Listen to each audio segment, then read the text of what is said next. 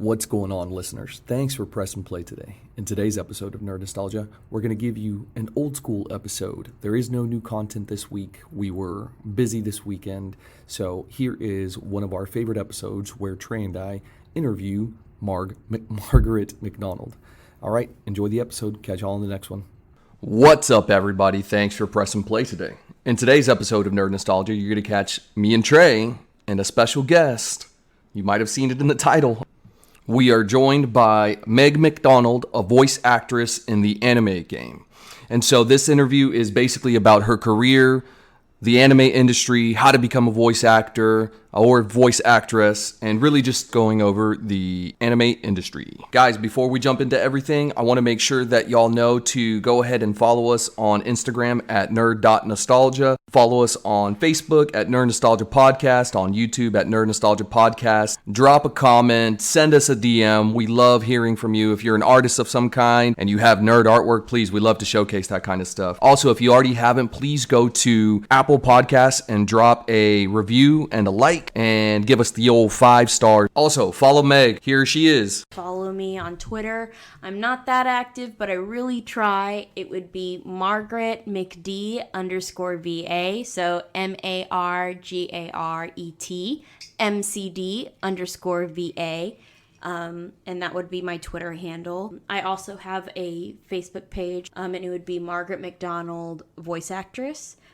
Please go ahead and give me a follow. Message me if you want to talk to me about anything in particular. And if you have any particular questions, please message me. I will 100% respond. All right, guys. Before we get started, here's a quick clip for you to enjoy. I'm Miho Nishizumi, and this is Nerd Nostalgia Podcast. And thanks for stopping by. Panzer Vor! Oh, and fuck you, Brian, with an I.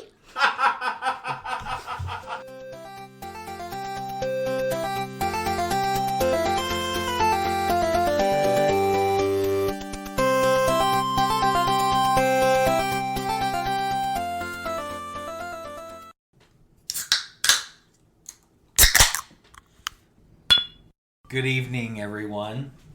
First order of business today, and please say in the comments what you want to be called. What is it, nerdites or nerd holes or Nostalgets or Nostalgians. Nostalgics. Nostalgics. I like that. That was good. Hey, who was that voice? Who was that? Brian, did your voice drop a few decibels there? A few pitch points? I see what you're doing. I didn't get it at first. No, that is not Brian. Brian is taking a break today. So you have Trey, Irvin, and our very super special guest that I'm excited to announce. We have Margaret McDonald in the studio. Yes. With us. Absolutely. Hi, Meg. How's it going? Hi, it's going great. I'm really excited to be here. Haven't been on a podcast in a while, so I'm really happy to be here. Well, thank you for coming. I know we're super excited. I've told a lot of people about this, and they're excited to hear this episode, so I'm super pumped for it. We blew off so many other guests. We did. In order to get you here. What is it? Our apologies to Matt Damon. Mm-hmm. Oh, absolutely. Kylo Ren, we wanted to have you, bro, but, just the way scheduling stuff is working out, sorry. But don't go and get moody and burn something with your stupid lightsaber. Absolutely. Margaret McDonald, a.k.a. Meg, do you want me to call you Margaret by your professional government name, or do you want me to just straight up say Meg, Marge, Maggie, Mags? Honestly, at this point, I answer to just about everything because I'm an actor. You can say, hey, you, and I'll be like, yes. Yes, you mean? Absolutely, that is me. But Meg is fine. Margaret's fine. It's whatever you want to call me. Okay, fair enough. We'll go with Meg. I mean, that's nice and easy, short, simple. It's why I chose it, because I knew in kindergarten I'd have to write it a lot. And my mom was like, this name is easier. So, and I was like, okay, Mom. Makes sense. Funny story, one time she told me she was going to change my name to May, and I cried. That's pretty funny. No, it was a huge deal. Everybody has one of those, growing up, oh, we're going to change your name, or this isn't your name, stories. I know I have one. with my sister. She actually didn't know how to. So her name is Mercy, spelled Merci. Very strange name for Hispanic. I may just throw that out there, but my mom, that's what she named her. Well, my sister thought that it was Mercy, literally up till the age of 12. She is 7 years older than me, and so at age 5, I discovered what sarcasm was and what insults like a comeback was. So she said something, pissed me off, and I turned back around while I was like, well, at least it didn't take me 12 years to learn how to spell my name. And my older brother was like, oh, they just lost their shit, and I still to this day remember that. I was 5 years old. Mercy, shout out. I hope you remember that. No one can forget a burn like that. No one. Epic burn. But okay, so let's introduce our guest. Meg is a voice actress on several things that you may have seen. Meg, please give us some of those that you've been a part of. So first I'll throw out the list of the ones that are on Toonami since they're the more well-known ones. I have been in Akame ga Kill, Parasite the Maxim, Dr. Stone. I have also been in Citrus from Funimation. I'm also Miho Nishizumi in Girls in Panzer, and I play Rika Takanashi in Love Chinubio in Other Delusions. I have a big long list, but I don't want to list them all off. Yeah, for sure. So you can go Google it, I guess. IMDb her. IMDb It's me. legit, guys. Oh, also Seven Seeds. Seven Seeds on Netflix. We actually Seeds on Netflix. we've been watching that in preparation to kind of chat about it and stuff. Really good, really good. Actually, one of the guys, and shout out to you, John, that I game with. He actually was like, "Oh, I've seen it on my queue, as a suggestion." He's like, but I haven't gotten into it. And because I was like, hey, we're going to have this voice actress on our show. He's like, oh, dude, that's dope. He's like, I've seen, it's on my queue. He's like, I just haven't checked it out.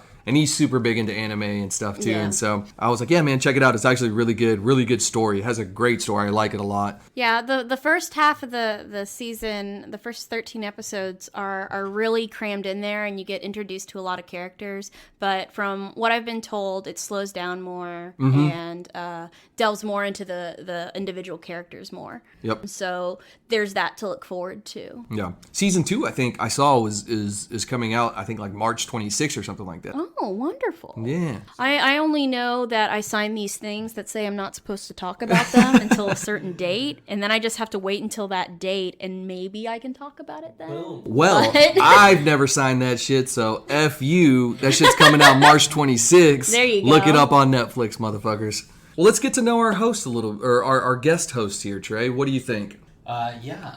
So I guess we'll start at the beginning. Mm-hmm. First question is, how did you get into it? I got into voiceover. Actually, I was into anime when I was younger. I was mostly into it. I had watched Sailor Moon when I was younger. I had watched a little bit of Pokemon. I wasn't that into Pokemon when I was younger. I liked the game aspect. What is wrong with you? I know, I liked the game aspect, but not necessarily the episodes, because depending on when I got home from school, I couldn't keep. It was very episodic. We've discussed this. We've talked about this. That getting into anime was, especially at a younger age, and for someone in our age group, let's say, Right. or late 20s to even late 30s. So Yeah. if you're in that age group, there was a lot of contributing factors to one, what shows you got into, two, if you got into anime at all, Right. or you just stuck with normal programming. Case in point, my wife, who can't understand what the hubbub is about. But So, the thing that I remember some of them, the most vividly of when I was younger is I remember Sailor Moon was on, and I was either in, 3rd, 4th, or 5th grade. It was somewhere in there. But if my sister didn't hustle out of school, I would miss... Because Sailor Moon started at 3:30 and Dragon Ball started at 4 on the WB. So if my sister dawdled, I wouldn't be able to get to watch the episodes. And because they didn't do it once a week, there were new episodes every day. Yep. If you missed an episode, you were just SOL. This was before TiVo and recording and DVRs and all that stuff. Hey, don't date us like that. Oh, have to, bro. Guess what? All you millennial punks. Just kidding, I'm a millennial, but what I don't even know what I guess they're is. Gen Y. Yeah. All you little Gen Yers. I'm all about Gen Y. They're all about taking apart the establishment, and I'm like, cool. We started that. We started questioning it. Yeah, we started, but then we were like, we don't care. Whatever, it's fine. It's fine. They're taking up the mantle, and I'm down with it. That's fair. But yeah, so when I was younger, I was kind of into it, but it was really hard to get into it because of that. But when I was in high school, I had a lot of friends who were really into anime. But they were into anime the way that, like, no dubs. Like, subs only. We could only watch this, and this. They were purist in a sense, but they only considered certain anime as worthy of watching. So, like, we watched Gundam, we watched specific titles, but, like, there were no slice of life, there was no, like, there was a couple shoujo that we watched, but, like, in our anime club, it was very cliquish in regards to what anime we watched. So, like, I kind of liked it. And the first time I really got back into it was when I was in college, and I watched Toonami, and I saw Blood Plus. And I was like, this is one that's geared towards around my age group, and it's not edited to be towards my age group like Sailor Moon was. And I really enjoyed it. So that was the first one I really, really enjoyed. That was the first one that really got me back into it. Because I had watched Trigun, I had watched Cowboy Bebop back in high school, but at the end of the day, like, I had watched the quote-unquote popular anime. And as in college, that's when I started delving into the illegal streaming sites, because there were no legal ones yet. Even Crunchyroll started out as a non-legal service. Really? I didn't know that. I did not know that. It originally started, and when they realized how it was affecting the industry, they were one of the only pages to man up and license stuff. And nice. They really led the charge on that. That's super interesting. I didn't know that. I actually just found out about, again, I'm like an anime novice at best, I would call it. These guys are a little bit more versed than I am. And I just found out about Crunchyroll through them a few months back, and they told me what it was. I was like, oh, cool. I didn't know that was a thing. So I have like this entrepreneurial mind. I'm always like trying to come up with like a $1 billion idea, and like I'll spit stuff out. I was like, dude, there should be a streaming service of just anime. They're like, yeah, dude, that's Crunchyroll. Yeah, that exists. Yeah, I was and like, practically Hulu. At this point. Hulu carries so much anime, Yeah. and nobody acknowledges it, and like, it hurts my feelings. Well, I acknowledged it, but like last week. Literally went through just all so much. There's hundreds, I would say. Oh, hundreds. Easily hundreds. Like, he showed us today, guys, and I was just blown away about how many titles are on there. A lot of stuff that I've watched too. I might add, I'm a novice, so there's a few things on there, but a lot of different titles. But Meg, back. Let's back to you. How did you start in anime? You started watching it as a kid, grew up, so you had a passion to it. Oh, absolutely. And I have always enjoyed cartoons. Like, I've always enjoyed Looney Tunes. I've always enjoyed Tom and Jerry. I've always enjoyed cartoons in general. Disney, anything. When the vocal work involved in it, I was always very fascinated by it, and I thought it was really cool, especially accents and doing different works, and how one person can sound like so many other different things. Give us your best accent right now. What kind of, like, what do I don't know. do? What's anything?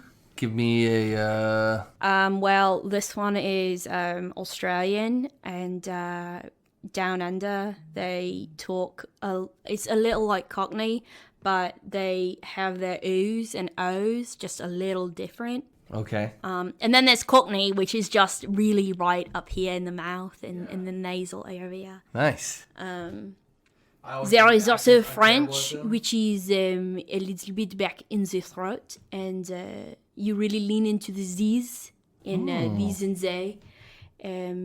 You also say M instead of That's one of the big things about it. And so you'll go around and talk in a French accent, and nice. Who knows what's gonna happen then?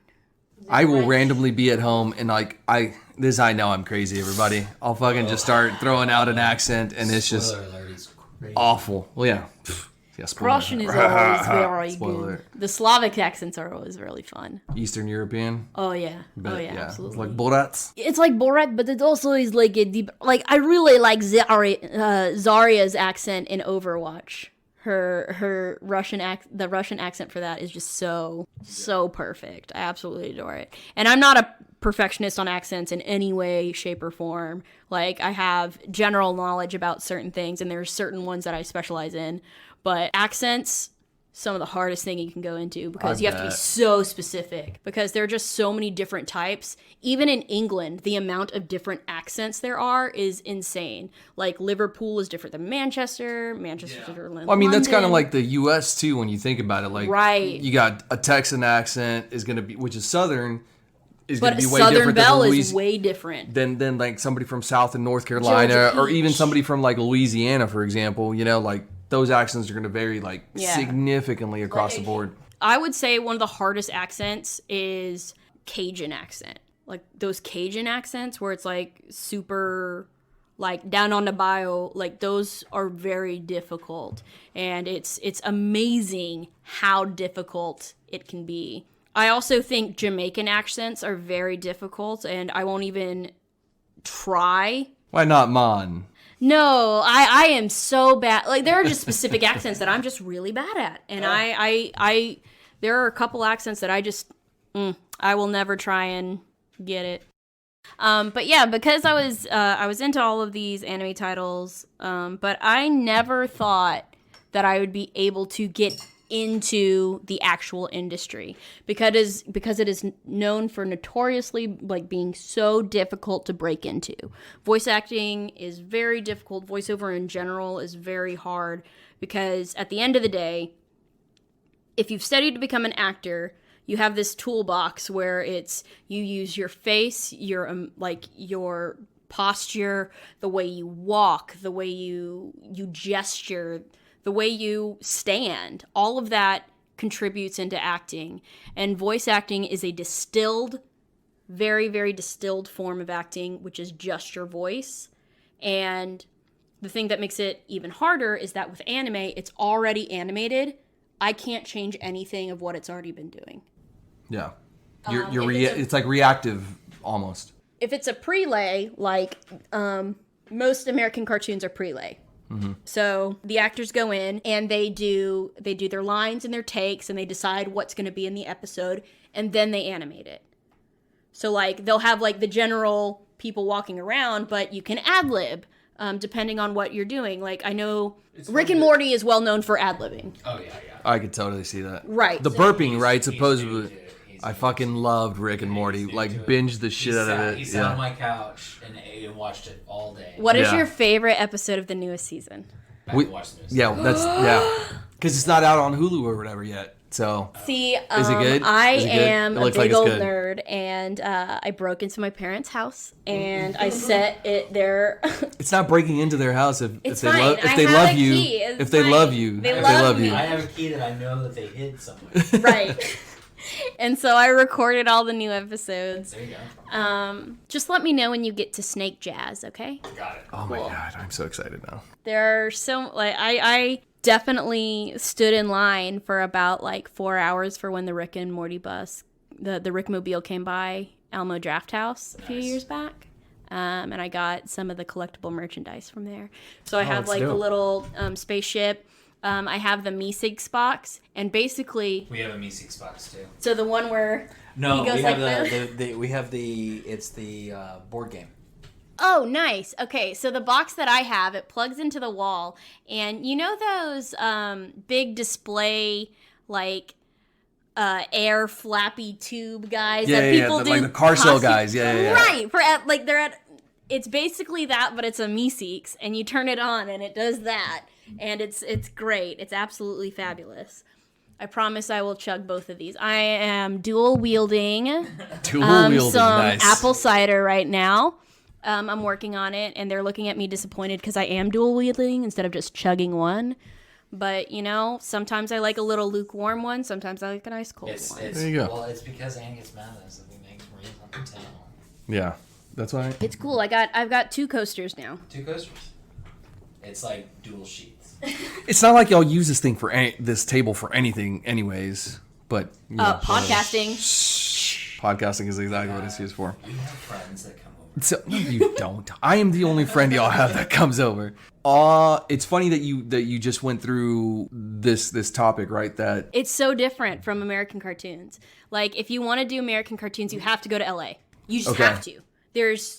So there's you no have to be ad-libbing in anime then. It's boom. You literally have to say this way, and that's it. That was one of your questions, right, Trey? So Yes. Well, kind of, but It was the freedom. yeah. Well, what I was. It stemmed from the 7 seeds not having the matching So we'll go there. dub. I guess you can kind of cut this to whatever you want. Yeah. no. This is the thing that I noticed, and I know this to be true from old school subs dubs. The battle. Yeah. The never-ending feud between light and darkness, subs and dubs. But who is what?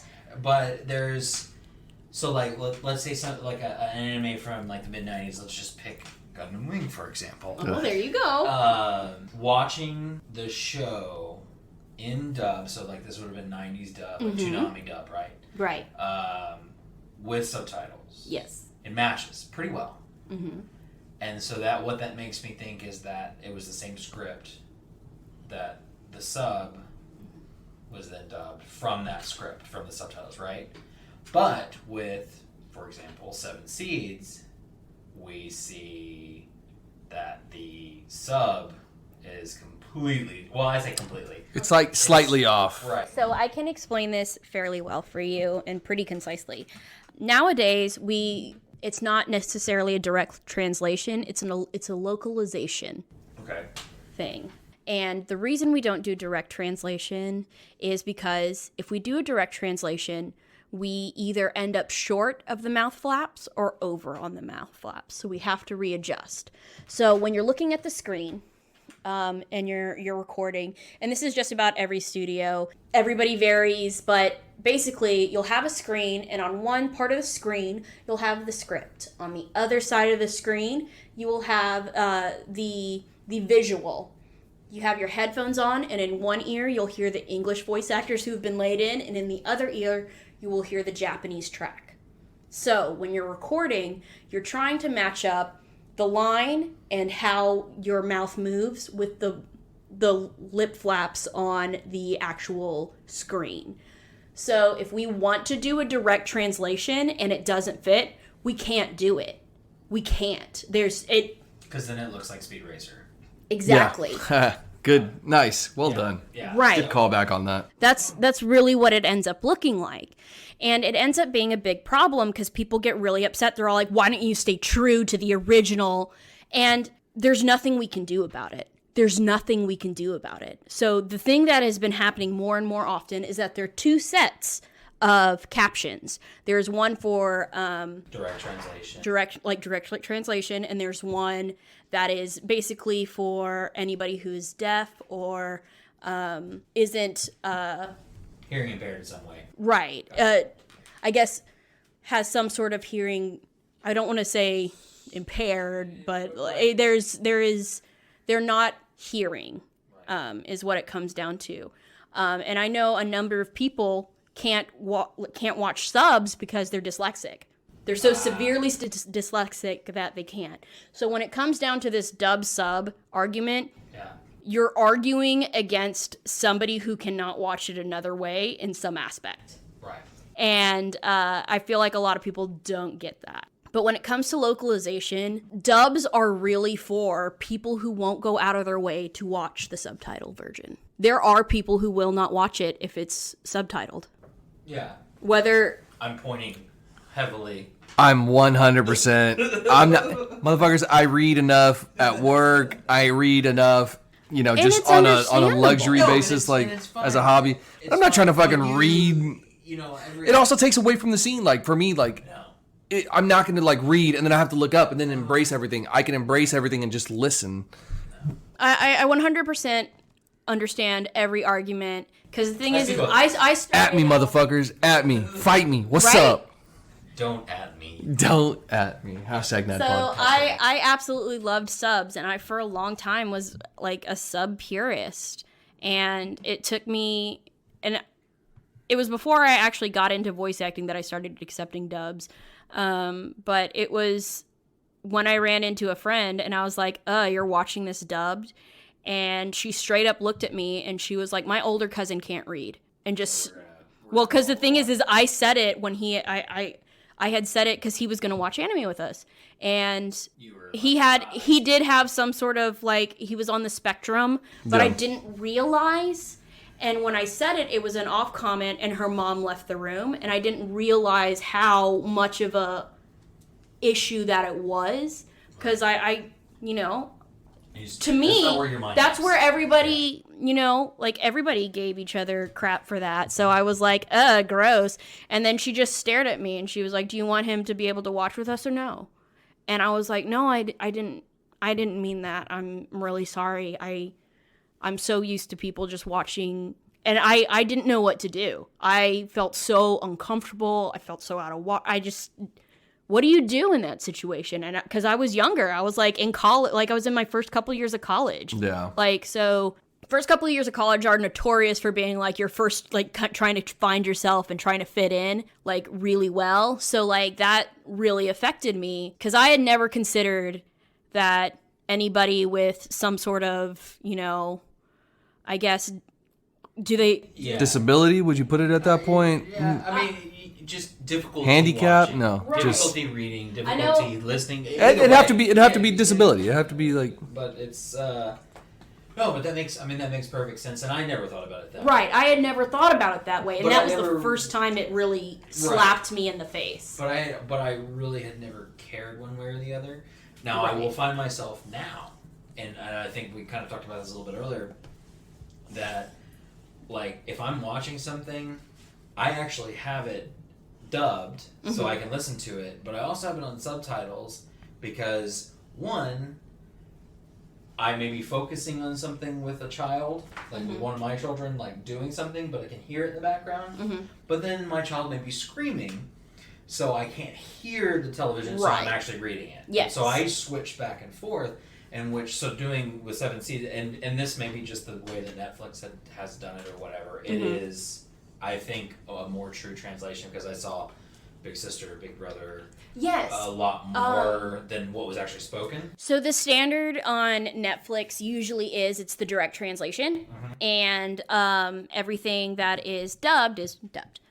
Because honestly, they're not usually that different. There are some things that kind of come out, but if you watch it all together, you see what the general meaning behind it is supposed to be. Yeah, there was, I think it was like, and I feel like, and maybe it just was a coincidence, but I think it feels like that the majority of the things that I noticed were different were, one, the Big Sister, Big Brother thing happened a lot. Because I feel like it's more of a formal, just like an address, like a formal address. They'll also do it in instances where Western culture is different than... That makes sense. That makes sense. Asian culture. And then there was the... Case in point. Curse words was another one. Where, in 7 Seeds, where, I don't remember their specific names, the guy slaps that lady on the butt while she's crawling up the mountain. In the English version... She straight up, like, turns around. She was like, you want me to cut that off? And the other one, in Japanese, she says, we don't have time for that. Like, it's completely different. Because in America, we are very much in this movement of the Me Too movement. Consent is important. And rape is bad. Yeah. Yeah, we got that. Yeah. So, like, it's very important. And, like, it's still bad in Japan, too. But there is also, in their culture... ignoring something and not letting them get a rise out of you is considered the more mature aspect of it. Gotcha. While here, if you don't address it, you're considered to be aiding the problem, like, you know, enabling them. Yeah. So it's one of those situations, and I can say that really came up in the dub of Citrus.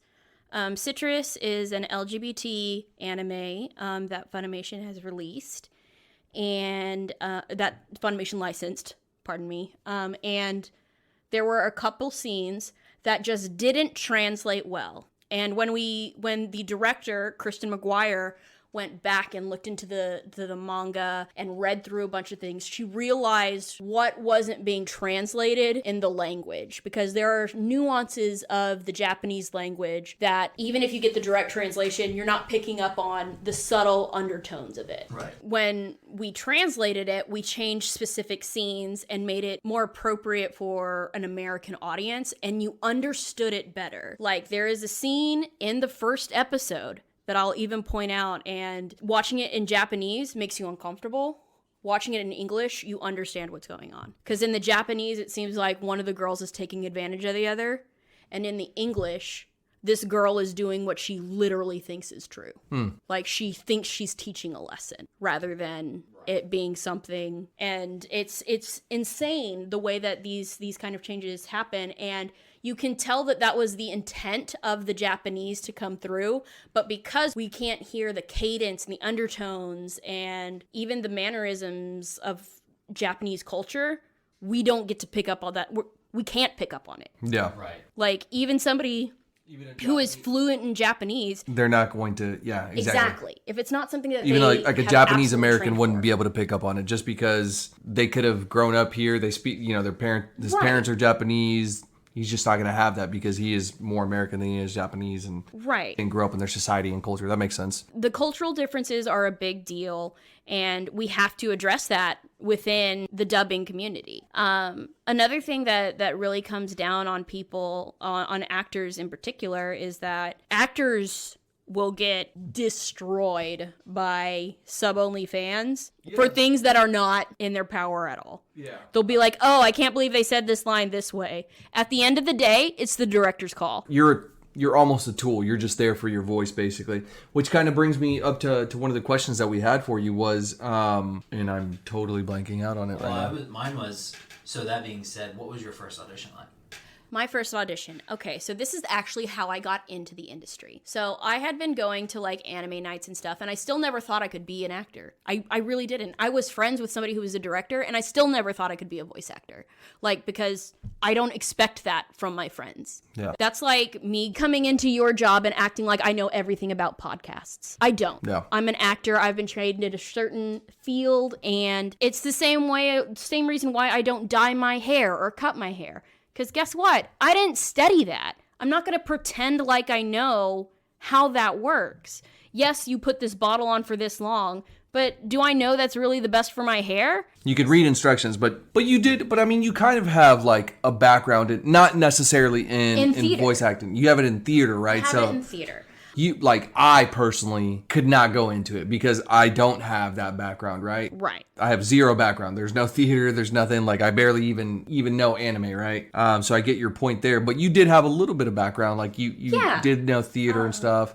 Absolutely. Continue your point. Right. I'm sorry. I just wanted to... No. You're right. I absolutely have a background in theater. I have a degree in theater. I've been doing theater for years. And even with all that, I still didn't think getting into the voice acting industry was possible because it is so very difficult to get in. But now you're in it, girl. What up? Right. And the way I got in it was, one, I had my friend who was a director, and I had worked on a project. He was a fight choreographer. His name is Christopher Ayers. Christopher Ayers, shout out. Oh yeah. He just he's recovering from a double lung transplant. So get well soon, Chris. Absolutely.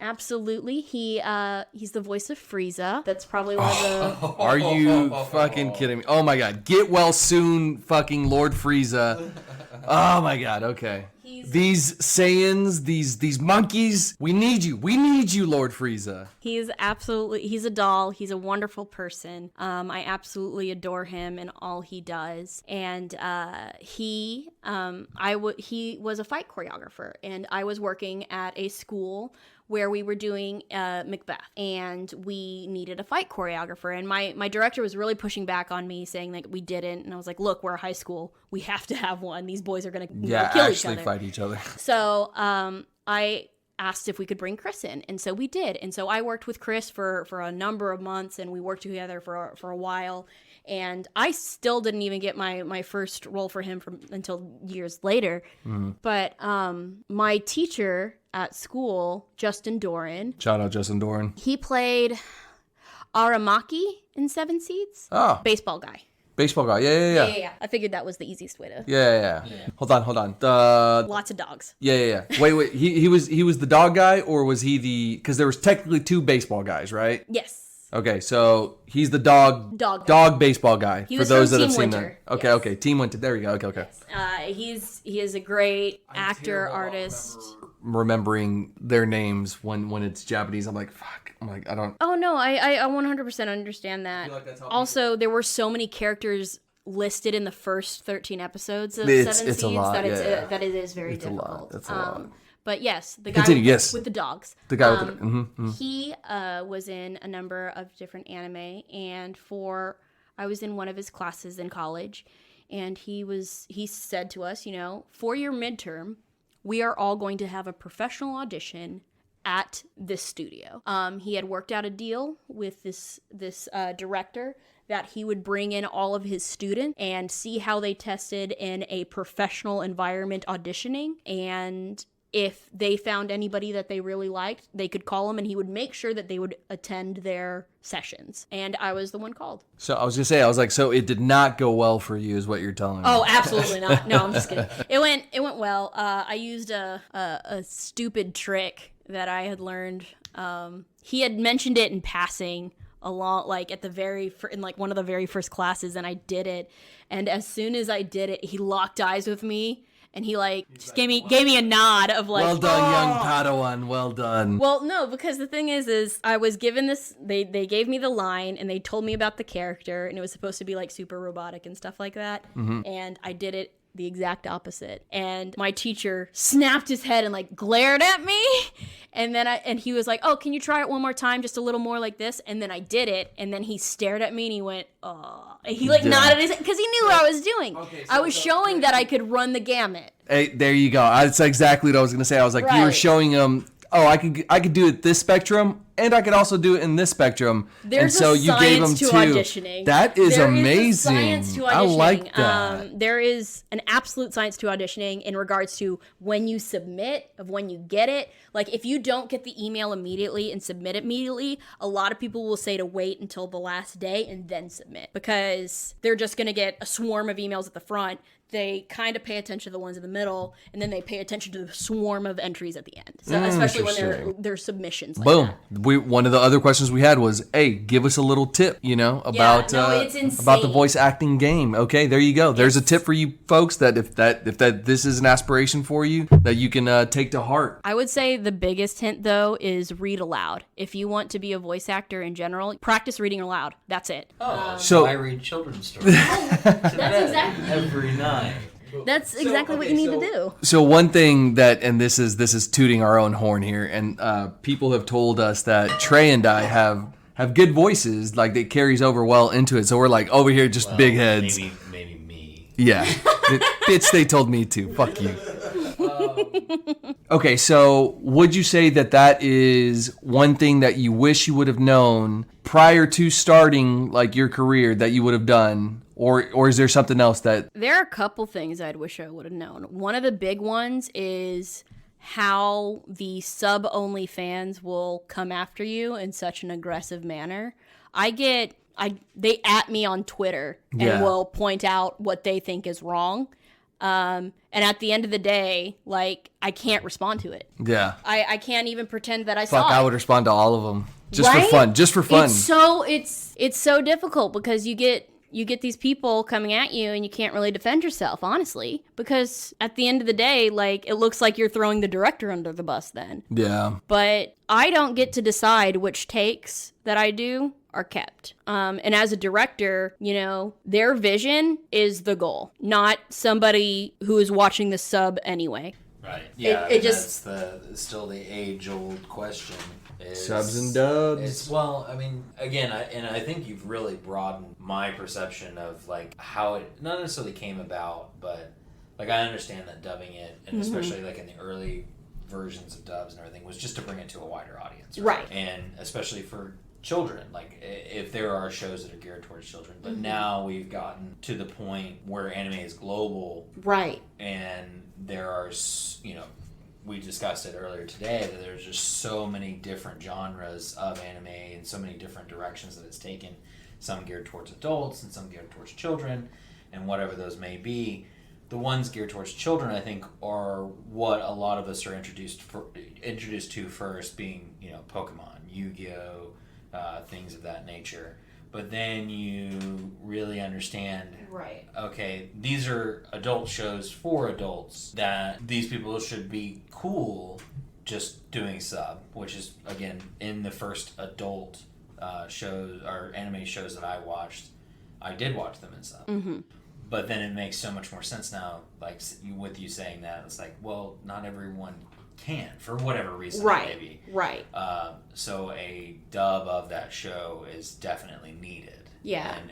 And even required to bring it to everybody. I have a friend, she's a cosplayer, and she likes to watch anime while she works. Let's give her a quick shout out. What's her name? She's known as All Roads Home. All Roads Home. All right. We're going to look her up real quick. Go ahead. She has an amazing Edie cosplay, and she is absolutely fabulous. She's a wonderful human being. She's my travel companion when I go to Japan. Okay. So, Yeah, like, you mentioned her. Okay. She's just a blast to be with. And she likes to work on, whether it be cosplay or if she's working on a diorama, like a Gundam diorama or something like that. She likes to be able to. I like her. Yeah, no, she's great. She's won a number of awards. She's president of the Texas Gundam Club. Trey, I think they're accepting applications. I don't know if I'm up to par for the Gundam Club, though. What are you gonna do? Well, no, what I'm saying is, like, there's so much out there. There's so much Gundam out there. There is. I've watched Original Mobile Suit, Wing. Her favorite is Unicorn, by far. Okay, so then I gotta watch. Trey loves unicorns in general. That's actually the new full-size Gundam that they have in Tokyo now. Got it. They took down the original, and now they have the Gundam Unicorn up now. Gotcha. Interesting. So that leads me. So you mentioned Japan. Yes. So that leads me to my next question, which is, where do you record when you are recording, and then how often She mentioned this earlier, but not on the podcast. So I know the answer, but continue. That's what I said. Save it for the podcast. Yeah, exactly. That's what I tell you every week. I'm gonna add Jake Hurwitz on that one. Save it for the short rest. Yeah, go ahead. Okay. So what it comes down to is that if you want to be in the anime industry, you're gonna have to be in. There's some that are in New York, but the big industries are gonna be Houston, Dallas, and LA. No way, Houston. Sentai Filmworks is based in Houston.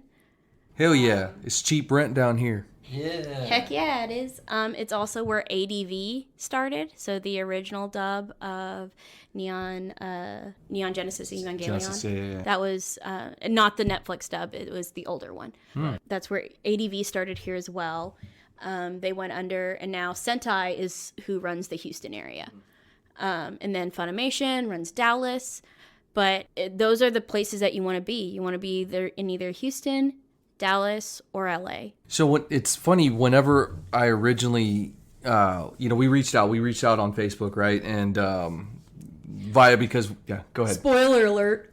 We went to elementary school together. Yay! Don't tell everybody our secrets. Yeah. I was curious at one point. I was like, is she even local? Like, just like when we first started communicating and like, hey, we'd love to have you on the podcast and talk about your career. The studio's actually not everything. far from here at all. Get out of here. That's so funny. Both Trey and I were just like super curious about it, and even Brian too. I'm not supposed to say where it is, but I can tell you it's pretty close to here. Okay, super interesting. Also, y'all don't know where here is, so unless you personally know us, then maybe you'll know. But that's super cool. I did not know that the industry was here, which that's not something that Houston is known for, right? Yeah. Obviously. So Food Wars was dubbed in Houston. Akame ga Kill was dubbed in Houston. Parasite the Maxim was dubbed in Houston. No Game No Life was dubbed in Houston. There's Girls and Panzer obviously was dubbed in Houston. Okay, so another tip, if you're trying to get in the game, in the voice acting game, specifically anime, even just voice acting in general, would you say is? Well, voice acting in general, you do really need to go to where the people are. Yeah. And granted, you're going to get a lot of local commercials from wherever you are if you're doing like commercials and stuff like that. And commercials, I'm just going to be super honest with you guys, commercials pay way better than anime. That's fair. They pay But you're gonna way love better. anime more because that's what you love. I've done a couple commercials, and they have outweighed how much I've gotten paid for anime by far. Well, totally do that and what do both. Oh, I do both. Yeah, I do both. 100%. Okay. There's no way you can make a living on just anime alone, because at some point you're gonna hit your downswing, because you're gonna get cast in so much stuff that they're gonna be like, oh, this person is in too much. We need to take a break from them because we don't want to oversaturate the market. So they're going to take a break from you, and you're going to feel bad as a person because they're not casting me. What did I do? Oh, I'm just going to cry about it. And I did, of course, It's obviously. okay. Hey, a good cry is good every once in a while, you know? Man, it's a release of endorphins. Sure. It's fine. Okay. It was fine, okay? Okay. But anyways, so you can't do just one thing. And that's how it is in the acting industry anyway. Yeah. Actors learn how to do set building because they know that they're not always going to be able to be, the lead performer. They know that they're not always going to be an extra in something. They know that they're going to have to pick up slack somewhere. And being as versatile as you can is the thing that will put you ahead of other people. Because they'll be like, oh, this person worked on this set, and this set when they didn't really have to. This person is obviously reliable. They've come through in a pinch. We should cast this person. That kind of... like a reputation. Right. Okay. Right. That kind of, commitment to whether it be theater, anime, whatever, that shows through. And that's important. So that's a really big thing. I also recommend 100% to get some sort of resume in theater together if you want to do voiceover, because that just makes companies take you more seriously. Awesome. Trey, what other, I feel like we've just covered stuff without trying to cover it, without getting to, so there's a whole section that we're going to do. We want to get to know Meg Mcdonald and some of her favorite stuff. But before that, we're going to talk about the career. We're going to talk about auditions and things of that nature. So on that topic, Trey, what else you got? What role are you most proud of? Ooh, good one. Or most proud of, or your favorite, best experience doing. I mean, you tell me what your... I absolutely love the role of Rika Takanashi from Love, Chinubio, and Other Delusions. Repeat that one more time. What was that? Love, Chinubio, and Other Delusions. Okay. It is on Netflix right now. Ooh, currently, look it up, y'all. As of March 2020, it's on Netflix. So you can watch it. The reason I am so attached to her is, one, she has a lot of the same mannerisms I do. She has a lot of things that she does that I do as a person as well. So she's a big nerd as well, is what you're telling me. She's a big old nerd. Awesome! Big old nerd. To the point that my mom was watching it and she was like, Meg, this is weird. This is weird. Why is there an Asian cartoon version of you on the screen right now? Right. So I have this thing, and I have done it to my sister for years. Because she doesn't like to snuggle or anything. So I'll be like, give me your pinky. Yeah. And that's what Rika does. She offers her pinky. That's the first thing. Oh. She offers her pinky, and my mom was like, that's weird. Not to mention, she also has the same birthday as me. We were both born on June 12th. For all you Stalker fans, write that down. There you go, June Also, 12th. That's probably out there in the all you Stalker fans, zeitgeist. I'm sure it's on Wikipedia. Has my birthday too. So it's funny that you mentioned that. There's a movie, I think it already came out, Onward. It's either already just came out this past weekend or it's coming out this weekend. I can't remember the specific date. It's a Is Disney it the one with Pixar. The trolls? It's the Trolls. Yeah. It's a super. I like it because it's like it's a fan. I think it is. Okay. I know one of my friends saw it, so I'm assuming it's out. It's Tom Holland and Chris Pratt. Yeah. So my favorite thing is the memes that have a picture of Onward and then a picture under it, and it's the Elric brothers being like, excuse me, we did this first. Yeah. I just liked it because there's one scene that so Trey hates unicorns. Really? Hates unicorns. So the first thing I bought his daughter. Do you hate rhinos too? Right? Exactly. Do you hate rhinos? no one hates rhinos. The first thing I bought his daughter was a stuffed unicorn. Her favorite toy is the stuffed unicorn, and I buy them anytime I can. Good. She has a U of H one, go Cougs. Anyways, that's besides the point. But the first scene that caught my attention, it was playing out as like this fantasy world and what's going on. And there's these two unicorns digging in the trash of like what just looks like suburban life. And then they start hissing at each other like raccoons. Good. I was like, that is freaking hilarious. I was like, this caught my interest. But come to find out, kind of like your sister story, this was written by a guy who didn't grow up with a father, and his brother is his like father figure. So this kind of resonates to me, who my brothers played a huge role in raising me. But it was basically a love letter to his older brother about it, and I was like, fuck, if that doesn't hit home. So on the point of you giving some of who you are and showing that character off, I can completely relate to that. So that's really cool. I absolutely adore Rika. I think she's great. But I think the character that I play, that the two characters that I resonate most with is, one, I resonate with Harumine from Citrus because she's just like the best friend character. Harumine is literally me as a human being. Okay. And I also really resonate with Tomoko from Tomoko Market because she is so invested in her family and doing what, you know, she believes is like, you know, right. And I really love the family aspect that's in Tomoko Market. It's on High Dive if you have that, if you want to watch it. I really adore the series. I really think it's directed by Chris Ayres. It's got a wonderful cast, and I think it's so underrated. It's just so much. It's wholesome fun. It is absolutely wholesome fun, and I just think the world of it. I think it's a great show. That's awesome. So we've danced around this topic, and tell me about it. I think Irvin is even get it said stalker. So the Meg Mcdonald's Wicked Eye Disciples. Oh yes. The public group on the Facebook. Oh, I did not know about this group. This group is in dedication to the voice actress Meg Mcdonald, who did roles such as Rika Takanashi from Love, Shimiyu, and all I have is a screenshot because I took a screenshot. And there's see more, so this possibly could go on for days. It's a public group that was created in 2016. Oh, neat. It has 2 members. 2 whole members. And so I just was wondering, that leads me into, you have any super stalkers? I have only had one issue, and the anime community refers to him as the butt guy. Nice. The butt guy. He is very well known for impersonating females in the anime community. What? Okay. He will put up posts on Twitter and make accounts on Twitter and try to pretend to be somebody. Guys, my mouth is like literally open right now. I'm like, I'm shocked. It is a huge problem. This guy was able to get my phone number and started texting me as one of my co-stars who I had never met in real life. Mm-hmm. And they were like, hey, it's so-and-so from, you know, this studio. And I was like, oh, hey.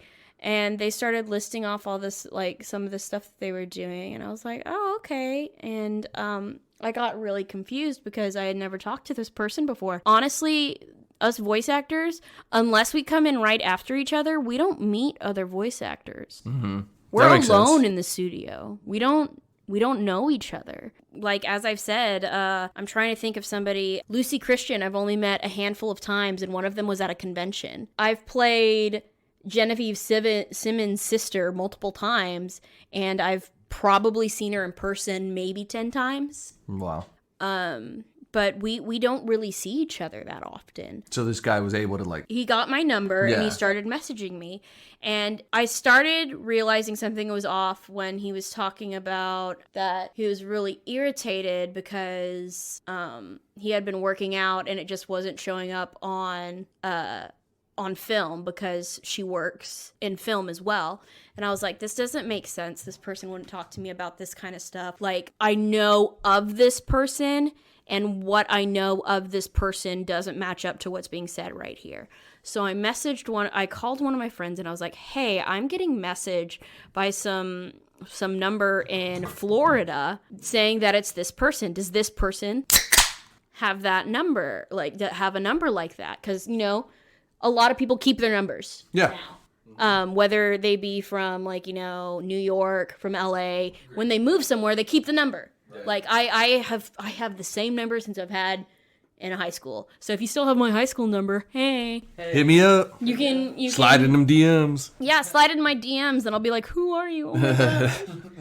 And what it comes down to is that, I had no idea who this person was. So I asked him, I was like, hey, does this person have an area code of this? And they were like, no, they don't. So I had to go onto Facebook, find them on Facebook and message them and say, hey, somebody is impersonating you and messaging me. And they were like, please send me all of the screenshots of your interaction so I know, because they're in the media. Yeah, that's wild. They needed to know what this person was saying. So I sent it all to them. The next day it came out that I had an impersonator on Twitter and I had to get it shut down, but Twitter doesn't really acknowledge voice actors. Right. Because they acknowledge American voice actors, but anybody who does Japanese voice acting, only maybe half of them are verified on Twitter. Mm-hmm. Like, there is an entire account on Twitter that is verified voice actors, and it's just letting you know that this is the verified voice actor account for this person. Oh, wow. And that's what they do. That's what the account does, is make sure that you don't mistake somebody else's profile for this person. And it took me, I don't know, I had to ask all my friends to report this profile. I had to, message all of my, coworkers from the studio about it and be like, hey, this person is impersonating me. Please watch out. This is what they do. This was their tactics when they were messaging me. So I blocked the number. I still have the number. And then... Can I have the number? Yeah, sure. I'll give it to you later. Son. Yeah. But blow it up. Yeah. It got to the point where this person went after, the exact wrong person, Monica Rial. She plays Bulma in Dragon Ball. She's one of the most prolific voice actresses out there. And I got a message from her being like, hey, do you still have that number? Do you have all this stuff? And so I sent it all to her, and she was able to take care of what she needed to take care of. But the fact that, this is still... Did she find some hard pipe-hitting motherfuckers to go to town on this dude? Man. There are some people who, Hashtag Pulp Fiction reference, y'all. Yeah, they go... Time to go medieval on his ass, Exactly. There you go. Exactly. But it's one of those situations where, it doesn't happen that often, but when it does, it affects the entire community, and all of us have to band together on it. Voice actors, even though we don't know each other... if we know of each other and there's an issue, that needs to be passed around, it does get passed around. This person is known. We know their name. We know where they are. It has been reported to their family members that they have been harassing people online. It's been reported to police. And at the end of the day, there's only so much we can do. Hey, fans, if y'all want to take this to the streets and handle it yourself, what up? What up? Yeah, usually we don't have that many issues like that, honestly, but when we do, it stands out because the anime community is very accepting. It's well known for being a real catch-all for people who fall through the cracks, and we're very understanding about, oh, you've gone through a lot of hardships, we want to be there for you, we understand. Oh, you've had problems, you've made mistakes, we understand. Let's continue to make ourselves better people. But when we run into these people, the people who are problematic, it's usually called out pretty quick, especially in the fans. But there's tons of instances where people have had stalkers at cons and stuff like that. I know a voice actor who was slapped across the face at an autograph signing. Get out. The reason that somebody was able to get that close to him and do that was because there was another stalker incident, and all the security was at the person's table who had the stalker. All the security was there. Wow. So they just, yeah. I couldn't be a voice actor if so. No, the quickest way to piss me off is slapping me across the face, and that just fucking dives into growing up shit. But I couldn't do it. I couldn't be a voice actor just because of that right there. Yeah, it was. But on the flip side of that coin, fans fans make my world. Like I am not where if I did not have the fans that I had, I would not be where I am. Because the thing is fans are the ones who pick you up when you are feeling at your lowest. Like, you can be going through the worst, most crappy day in the world, and somebody will message you being like, hey, I just want to let you know that I watched this series, and your role in this made me feel so much better about whatever was going on in their life, and you feel like you have a purpose, and all of that other hatred just disappears for that moment. That's fucking awesome. It just disappears. There is a girl who works at a Renaissance festival that I work at, and she actually sells prints of art. So she draws a bunch of anime characters and stuff like that. I actually have one of her drawings in my car right now. Oh, nice. That she drew of one of the characters that I voiced. And she has drawn a number of the characters that I voice. And just knowing she's out there creating her own art and versions of characters that people have played in her own style and stuff, just knowing that she's out there being that passionate about it just gives me so much life. I'm gonna see her tomorrow. She's gonna be at the festival I work at tomorrow, and I gave her a figure of one of the characters I did, and I signed the base and I gave it to her, and within 3 hours she came back with a full scale, a full drawing of one of the characters that I played, and she just was like, thank you so much for your gift, I really appreciate it. Thank you. That's awesome. And it's great. Just knowing people appreciate the work you do is just, it erases almost all the other stuff. So let me segue into this then. You've mentioned cons, you mentioned festivals and things of that nature. What would you say your favorite con is? Like, right, that's when you interact with peeps. Give me some of your favorite cons. Give us a con story, you know, like. All right, so I've been people. She fucking rolled up her sleeves, rolled up a sleeves, took her socks off, yeah, and then fucking licked her lips like she's like, I'm about to go into this. Let's all right, do it, guys. So I have attended a lot of conventions. As a fan, as a guest, and I love conventions. I love the feeling, the vibe, and the acceptance of conventions. I love that you're able to do whatever you want, as long as it's not like, gross or crazy. Like, Even then, I'm sure there's at least one other person that will fuck with you. But I have had amazing time at conventions, and the one that stands out the most to me when I was going as an attendee, Dragon Con. Now that con is insane. Where is this? When is this? Atlanta, Labor Day weekend. Atlanta, Labor Day weekend. Okay. So this convention spans over 3 different hotels. They rent out the entire aquarium. No shit. They shut down downtown of Atlanta to have a cosplay parade. Fuck yeah. This dealer's room takes up an entire hotel. Like, it is... I think I've heard of Dragon Con. It is huge. Yeah. It is a huge convention. Guests have to apply. They aren't invited. They have to apply, and then they pick who they want from there. Oh, shit. It is intense, and I just want to stress to you that, the badge alone is over $100. Yeah. The hotel room will probably cost you $1,000 for the amount you're staying. Wow. And then you also have to do a plane ticket if you don't live there and all that stuff. There's so much to factor in, because that's not even factoring food, or if you're doing costumes for it. Or if you're a degenerate like us and alcohol. Oh, absolutely. And of course, they don't have like the liquor laws in Texas, so I mean, they're way better. Yeah, exactly. Because hey, you can buy alcohol on not a Sunday, like on a Sunday. It's God's day. How dare you? Oh my gosh, I can't handle it. The other day I was trying to go get some alcohol, and I was like, oh no, it's Sunday, which meant nope.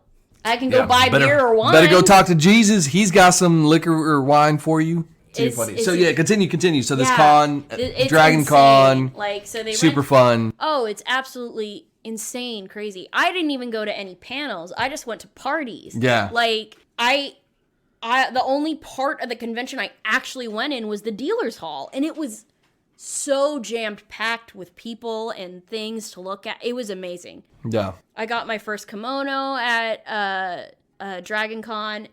It's amazing. Like, all of the restaurants there have special discounts for people who are attending Dragon Con. It's insane. Badass. Okay, I didn't know. I've heard of it before, but I didn't know it was that big. But then in my defense, I've only been to Comic Palooza here in Houston, which is a big one. It's like it's like the biggest one here in the South or whatever, as far as like comic. It's the biggest one in Houston for sure. And I'm not sure if it eclipses some of the Dallas Fan Days stuff, because they have Fuck some Dallas. How dare you even say that around here? I know. See, I say those things. Just kidding if you're a Dallas fan. We love you. But Funimation is in Dallas. Really? Oh my gosh, No, really. please don't hate me. But like there are a ton of really good ones and really big ones. Comicpalooza is really big. Dragon Con's another level. Okay. Like absolutely. Now you kind of got me hyped to do that. No, you're gonna want to look. I want to it go up. to like Comic Con, like the Comic Con. I want to go to like San Diego Comic Con. So the one thing about San Diego Comic Con that I will address is that mostly the only people that get in now are people who work in the industry. No shit. So the funny thing is, I applied for tickets and they were like, "You're good," and then me and my boys were like, "Oh, we can't go." Well, I was like, "Well, fuck." I was like, "Y'all are literally the only people that I could go with," and not even the guys that I podcast with, because some of them have kids, like weirdos. But these other guys were like, "Yeah, let's totally do it." And then once it was coming down to the wire, they were like, "No, yeah, we're not going to do this." I was like, cool. I was like, all right, well, I guess we're just going to give these tickets up then. So, but I really wanted to go. Sad that we didn't. But definitely look into Dragon Con. It's so huge. It's so huge. Yeah. You realize I'm going to find like my wife at one of these things, right? Like, whatever. More than likely. You do you, boo-boo. But, like... Trey, I bet you would really like Gen Con. Sounds like a Gundam Con. Right? But it's not. It's a tabletop and board game. It has a ton of stuff. No, that... I'm shaking my head. No, that's not for me. No, it's a yes for him. Yeah, it's a no for me. So I used to work at a game store. That's cool. My friend ran it. He went to the school. What was this game store called? Asgard Games. Oh, I am very familiar with Asgard Games. Is that where Brian got kicked out? No. Oh, okay. No. Asgard Games it's closer into town. That's like Rice. No, that's Shepherd. Shepherd. Yeah. So the person who originally started the store, I was really good friends with him. I'm really good friends with him. And he. What's his name? His name is Will Pagani. Will Pagani, shout out. Shout out Will Pagani. Will Pagani. And he's known as on Twitter as at your circle jerk, because he played a lot of War Machine. And he played a lot of Circle, which was a genre, and he was known as your circle jerk. And for a long time, he was known as like one of the, best circle jerkles. Yes, yes, he was known for a very long time for that. Now, like Tom Guan has kind of taken that title. That's Damn awesome. It, Tom. But he now works in tabletop gaming. He lives in Seattle and does all that stuff. But like he talks about Gen Con and the stories that I don't know if you guys know, but if you're not a nerd, nerds party like nobody else. They don't have a stop button.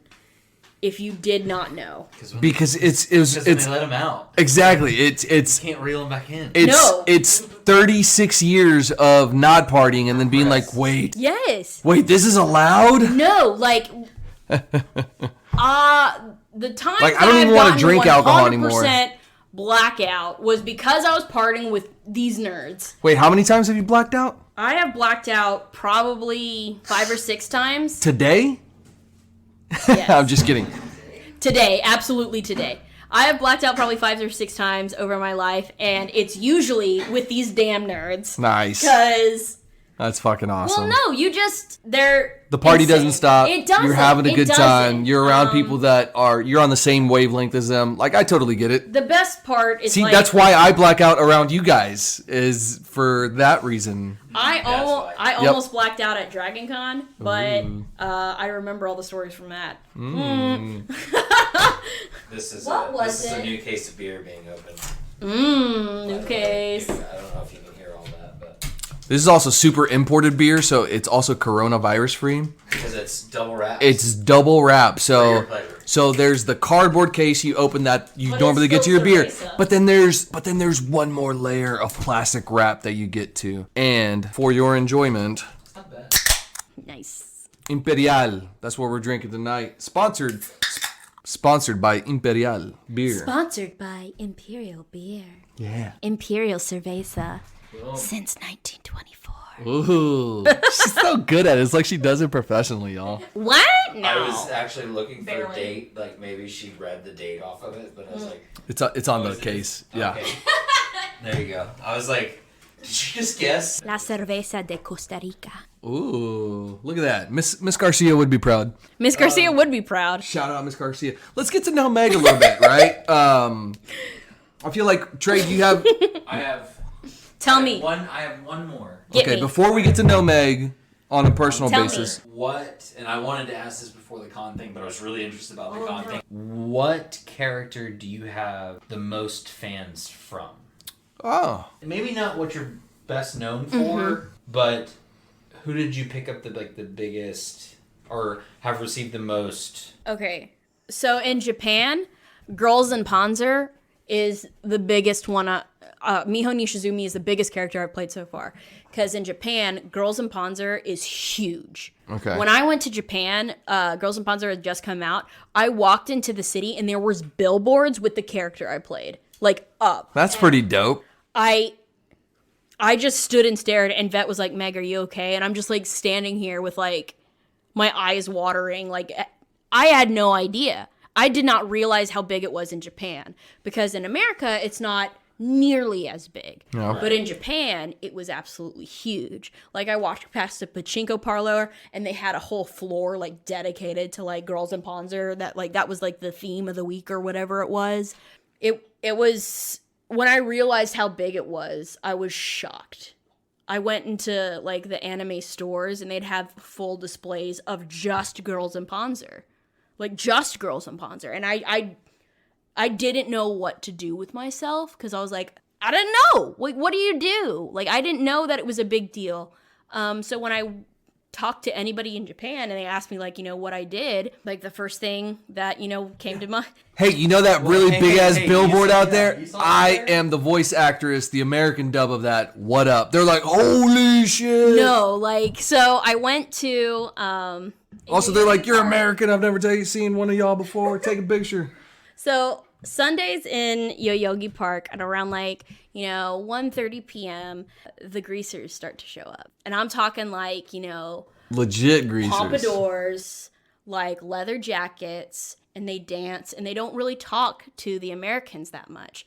But I knew Because they're like, those are real greasers. Don't talk to them. Well, no, like they consider themselves like they're super insular and they don't like to talk to anybody. And I knew that They were greasers 70 years ago. Yeah, Oh my exactly. Fuck, literally.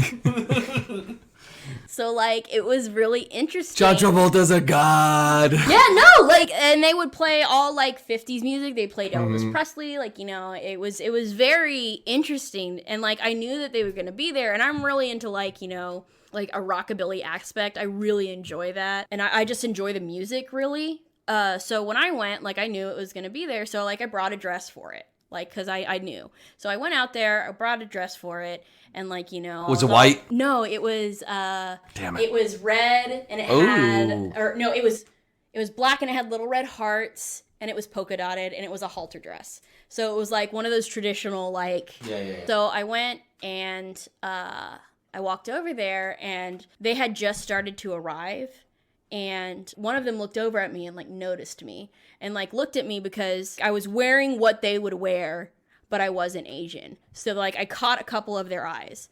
And then this one woman eventually walked up to me, and she Was like, hi. she didn't speak that much English, but I'm friends with her on Facebook. We No, message get back out. and forth. Nice. Yes, talked to her, and she was like, "Oh, what do you do?" And I was like, and my friend Vet, in a time of cosplay, all roads cosplay, she translated, and she was like, she's a voice actress.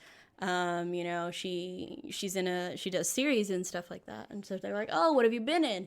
And I pulled up Girls in Panzer, and they freaked out. They lost it. And this was like maybe the third instance of me ever bringing it up to anybody in Japan, and I had no idea how big it was. That's cool. They were shocked and like so excited. And so I messaged Jack. Yo, Jack, these the greasers in Yoyogi Park are like wanting to take pictures of me and stuff. And he messaged me back and he goes, they don't take pictures with anybody. No shit. And I was like, what? And he was like, are you dressed up or something? And I was like, yeah, I'm dressed up. I also told him that I was like a voice actress. And he was like, oh, yep, okay. He's like, that makes sense. He's like, that yep. checks out. But no, it's very much one of those, like, they do their own thing. Like, they know people come to watch them, but they don't interact with them that much. Yeah. So it was one of those situations where they were like, they don't take pictures with people, Meg. Like, Are you in a fucking gang now? Like, are you in a greaser gang now? A Japanese greaser gang? When I went to Japan with Vet, the one thing If that we you're gonna talked be about... in a gang, Be in a fucking greaser gang. Oh a my Japanese goodness. gang. A Japanese greaser gang. Now, that's so specific. It's a very niche gang. That's what I'm Very saying. niche. Like, if you're gonna choose a gang, That'd be the one. I'd fuck with that gang. I'd fuck with that gang. But for sure. I would say, in Japan for sure, Miho Nishizumi is the big one. In America, the stuff that I've been in that is the biggest was like, I'm in Dr. Stone, but I'm a very, very minor character. That's like the most recent one that's been like really big. But I would say probably the one that I'm known most for is at this point Rika, because that series has been on Netflix for a couple months now. So anybody who hasn't seen it, like it came out in... Who is Rika? What is Rika? Please explain. Rika Takanashi from Love Chinibyo and Other Delusions. Oh, there we go. That's the one that really pops up a lot. People ask me about her a lot. They also ask a lot about Miho, obviously. And then, oddly, they ask me a lot about Harumi. They asked me about Harumi from Citrus. And I'm going to show you guys the clips of it side by side so y'all can see what I'm talking about in regards to the sub versus dub thing. Because you're going to be uncomfortable in one, and you're going to be like, oh, in the other. oh, Yeah. I see what they did there. Yeah.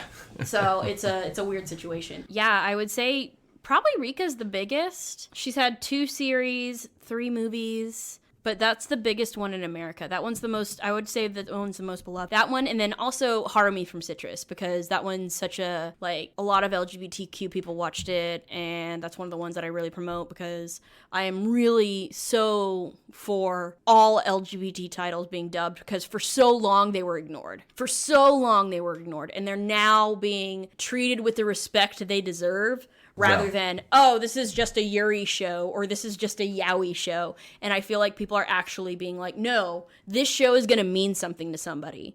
I want this to be done right. And David Wald has been doing an amazing job at that. He's been really at the helm of making sure the LGBT titles have been really taken care of. And I just think that's amazing. Shout out to David Wald. What? Shout out. Nice. Awesome. So Trey, that does that wrap up your questions? Anything else? Brian, what do you think? Oh, that's what I thought, Fuck Brian. you, Brian. Fuck you. That's staying in, motherfucker. I don't know you, Brian, but fuck you. Oh, one more before we Ooh, the get in D&D one? No, one more before we get into Harry Potter, because that's fun. Who is your favorite voice actor? She said it already. She did? She did. She's mentioned it several times. Of It's all time? Bulma. Of all time. Oh, okay. Fair enough. Or currently working. And now, she said utmost respect. I That's fair. have a That's lot fair. of respect for so many actors in the community, like, Steve Blum. Who's your favorite? Who Joe is your idol? DiMaggio. My idol? And it doesn't have to be... Is it Kevin Conroy is basically what Trey is asking. Actually, I would say... Mark Hamill? I would 100% cry if I met Mark. God, that'd be awesome. So I I would too, have but not met. because of- I would too. I met. because he's Luke Skywalker. Just kidding. So It is. Old man Luke sucks dick. Young Luke is a whiny little bitch. Get out of here with that. But he's can better. we talk about how Mark Hamill is the Joker and he's also Lord Ozai in Avatar: The Last Airbender? Yes. No. So We haven't even fucking touched on the topic of Avatar: The Last Airbender, which Oh is my strange. gosh. No, we have to leave it. Oh. But it's not nostalgia, though. So Bitch, that I shit know is like Greg years Baldwin. old now. I know Greg Baldwin, the guy who plays Iroh. I have a signed copy in my house. Oh, shit. The director, That's so dope. the entertainment director at the Texas Renaissance Festival, his brother is Greg Baldwin, the guy who took over for Mako after he passed away Yeah. in Avatar: The Last Airbender. Wow. So I'm excited for the live action coming out. By the way, no. But we're getting sidetracked. Finish. Answer Trey's question. Okay, so I really think I would lose my mind if I met Mark Hamill. Not just because he's an amazing voice actor, but because he's an amazing actor as well. He's a good human being. Yeah. And he's a big nerd, too. No, he does coolest shit for people. He really does. Because he's just a good human. Yeah. He's almost Keanu Reeves status. I would say I say he's more. No, Keanu Reeves was stuck on a fucking, got stranded on a flight. He's like, hey, everybody, y'all want to fucking rent a car together? A car together? Yeah. Cool, let's go. Like... No, that's cool. So, Keanu. I would 100% want to go out for a beer with Keanu. I would want to hang out with Keanu. I would tell him that I'd be like, hey, Keanu, I just want you to know that when you did the made-for-TV movie Babes in Toyland and you played Jack and Drew Barrymore was the lead girl, that I had a huge crush on you. I literally have Babes in Toyland on my phone right now with Keanu Reeves on it. Right now. And I absolutely adore Keanu Reeves because I think he's a wonderful person. I think he's a genuine person, and I think. But you're fucking building up that you would prefer to meet Mark Hamill over I him. absolutely love. That's fair. Keanu Reeves, and I respect his acting career. But Mark Hamill is my idol. Touche. Cool. He's one of my idols. And if we're talking about like actors and idols in general, let me just lay this down for you. Right. Okay, so Steve Blum and Joe DiMaggio are wonderful voice actors. Yep. I absolutely adore them. Kyle Urban, there's a number of really great, wonderful voice actors out there. The reason I pick out Mark Hamill is because I was always really big into Star Wars. I loved Batman the Animated Series. Who didn't? I loved Avatar didn't? The Last Airbender. Yep. Almost everything that Mark Hamill has touched, I have adored. So that's why he means so much to me. But I think one of the other things that I have to note is that I have always had an affinity for people who were classically trained as actors. Case in point, do you remember when The Mask of Zorro came out? Why are you directing that question at me? Because Meg, we were 6 Is it because together. I'm brown? No, it's because we were 6 years old together. How dare you? Of course I remember it, goddammit, but continue. Okay, so I remember the trailer was on TV, and I'm sitting there and I'm sighing, and my mom goes, "Oh, do you like Antonio Banderas?" And I said, "No, Anthony Hopkins." So, at a young age, I really liked actors. Like Antonio Banderas is a great actor, but like Anthony Hopkins is Anthony Hopkins. Is motherfucking Anthony Hopkins. Anthony fucking Hopkins. Like if I ever got to meet Anthony Hopkins, I would just die. I would die. They'd be like, "You can meet him," and I'd be like, "Well, nope, I'm dying right here on the floor. That's it. That's all that's gonna happen right now. I'm just gonna sob and cry until I hyperventilate. Like that's it." If you ever want to have a conversation with Antonio Banderas, just call me. I'll put you on with my dad, and it's pretty much the fucking same thing. I knew that where that was going. My dad literally sounds like motherfucking Antonio Banderas. He's like, "Erben, how are you doing today? Do you want some more wine?" Yeah, that's actually the question he will. He won't ask you that question. He will just pour you more wine. No, but it's love you, Dad. Shout out. It's a shout from across. It's a whisper from across the room. Do you want some more wine? Yeah. No answer. He's like, that means he wants more wine. Yes. More wine for you. Oh, do you like the pupusa? Yes, he's so good. Yes. I fucking love my dad. He's the best. I love your dad too because I'm always drunk. Yeah. But yeah, no, it's just I've always really had an affinity for classically trained actors. So like Gary Oldman, I have such a hard on for. That's cool. Yeah. A nerd on for. So are you the nerd-ons? You need to comment below. There actually is a podcast called The Nerd On. They're pretty good. We can't do that. We can't do that. Sure we can. Fuck you guys.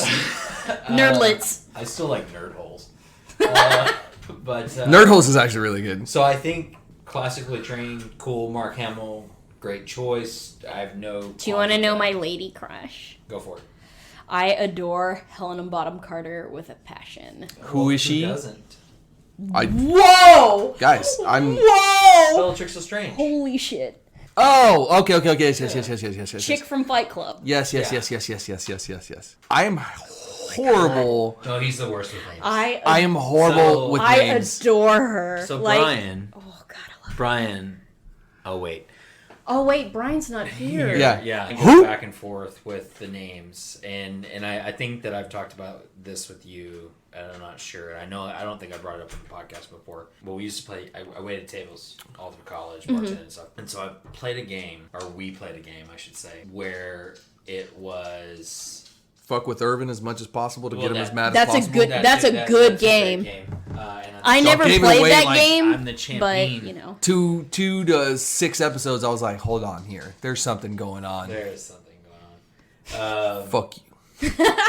So where the game is you name either a movie or an actor. Okay. And then the next person in that line, so you can have as many people as you want. Right. It's usually pretty good, between like 4 and 6. The person that names an actor then has to name the next person in line has to name a movie that actor was in. And then the next person has to name an actor from the movie. Okay. I love that game. And so it really makes you realize and learn who like actors' names and things like that, because there's so many times it's like. Well, I feel like if you bring up Johnny Depp and Helena Bonham Carter, you're just gonna keep going back and forth of like Tim Burton movies. So no repeats. Oh. And that's where it gets tough. So like one of our friends at home play along. One of our like starting movies was always Pirates of the Caribbean. Everybody's fucking in it. And then we got really specific, so like it would be like Pirates of the Caribbean at like World's End or something. Ooh. And then Lord of the Rings, that was a good one because there are so many like blockbuster actors. I played this game before Avengers. Ooh. And so like Avengers would be a great starting. Oh yeah, absolutely. Because then you can just you can go all over the place with that. Right. And so anyway, I'm good at actors' name, I say I'm good. I'm pretty decent. Irvin is absolute dog shit. Oh yeah, absolutely. So, but yeah, as far as like voice actors go, and I wouldn't say he's classically trained. He's just a classic. Is Mel Blanc. Yes. And so like and it doesn't have anything to do with the anime genre because he was before all that and everything, but it was. I just think it's so amazing that Mark Hamill was able to pull himself out of the Luke Skywalker hole. Like, because the thing is like, it's the same thing that like Daniel Radcliffe had to face, and the same thing Elijah Wood had to deal with. When you're in a big blockbuster film and you are this and character, a trilogy at that, right? And I feel like Daniel Radcliffe and Emma Watson. Rupert You're a wizard now, Harry. Yeah, they really had it the hardest because they weren't just in a trilogy. No, they were in an 8 movies. 8 movies. Worldwide. Do you think they were ready for 8 movies though? Like, I don't think the studios was like. I don't 11, 12, No. I'm saying the studios. I don't think the really studios were planning for 8 movies. They were like, holy fuck, this is balls deep amazing. They were like, oh, maybe we can do 7 movies because they're going to be 7 books. But at the end of the day, we'll at least have 2 movies and 5 that go direct to TV. Well, no, because the thing is, it's the same thing that they do with any series. Like they tried it with Percy Jackson. Like they give it a shot. What a failure! And they tried it with those books. They tried it with the Divergent series. Oh, Alexandra Daddario. They tried it with the Divergent series, and the Hunger Games did better. What a terrible movie series, the Divergent series. Yeah, those are bad. Well, it didn't translate. The books were better. Right. There comes. I don't think they realized that Harry Potter was gonna. Still weren't that good. 100% be. I mean, I don't think that they knew that they were gonna be able to make 8 movies. I think they thought 7 movies, but then they realized that the 7th book they had to break it into 2. No. I think legitimately. I think they came in like going like we might be able to do like 2 or 3 movies and then it'll stop. And they were like, no. The fact that all of those went to, they were all theatrical releases, says something. Yeah. Right. 100%. Easy. And then I think, the only other one that's done it as well, and it has, these 2 have followed the same formula, is Lord of the Rings. Absolutely. The best. And then Harry Potter. Now, Harry Potter, the source material... It was longer movies, right? It was longer in movies. I don't know about page count. We'll have to look at that. But Lord of the Rings, You've got the original trilogy, which is not the original trilogy, but whatever. We'll go with that. But then they were like, "Holy fuck, we made so much money. Let's make 3 movies of The Hobbit and add in content." The smallest book in the yeah. Oh, Anyway, like my main thing was I was like, The Hobbit should have been like 1, maybe 2 movies. Yeah. I feel like 2 was a strong choice. 1. I feel like 3 would have been too much. 1 3-hour movie, you'd have covered it. You'd have fucking done it justice. Like, it'd have been perfect. No, it was But they were like, we're going to make a series about this. Everything like Bullshit. that. Casting for The Hobbit. Lord of the Rings movies, by the way. Martin Freeman nailed it. Perfect. Yeah. Nailed it. Oh Yeah. my gosh. There was a lot of great things about that movie. Yeah. The first one's not bad.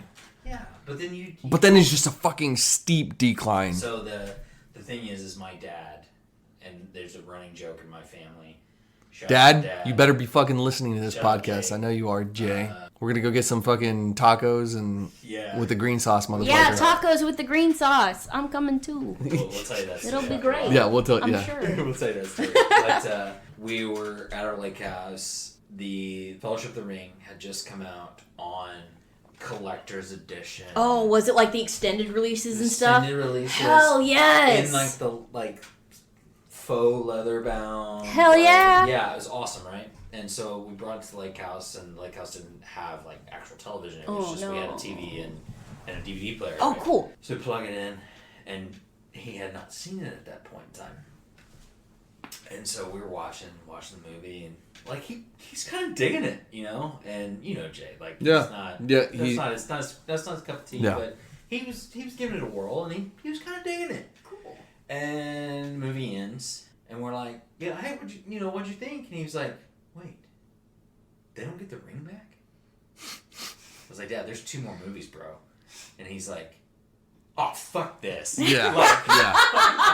I just watched a 3-hour movie. I'm not watching 6 more hours. Director's cut. Oh yeah. It was everything. So it was like a 5-hour movie. No, it was just a full 3 hours. I just think Martin Freeman was the best casting for Bilbo Baggins that they've ever. Like, that was so solid. Like, him saying good morning, I've never had such a mood resonate in my soul when Gandalf walks up and he just goes, good morning. Like, hi, why are you standing in my yard? Like, can you leave? Freeman's a badass. Like, I like him. So, Sherlock, just... Okay, my movie mood... Bitter snacks, just tumbered them. And Trey will be able to... Cumberbund Bandersnatch? There one.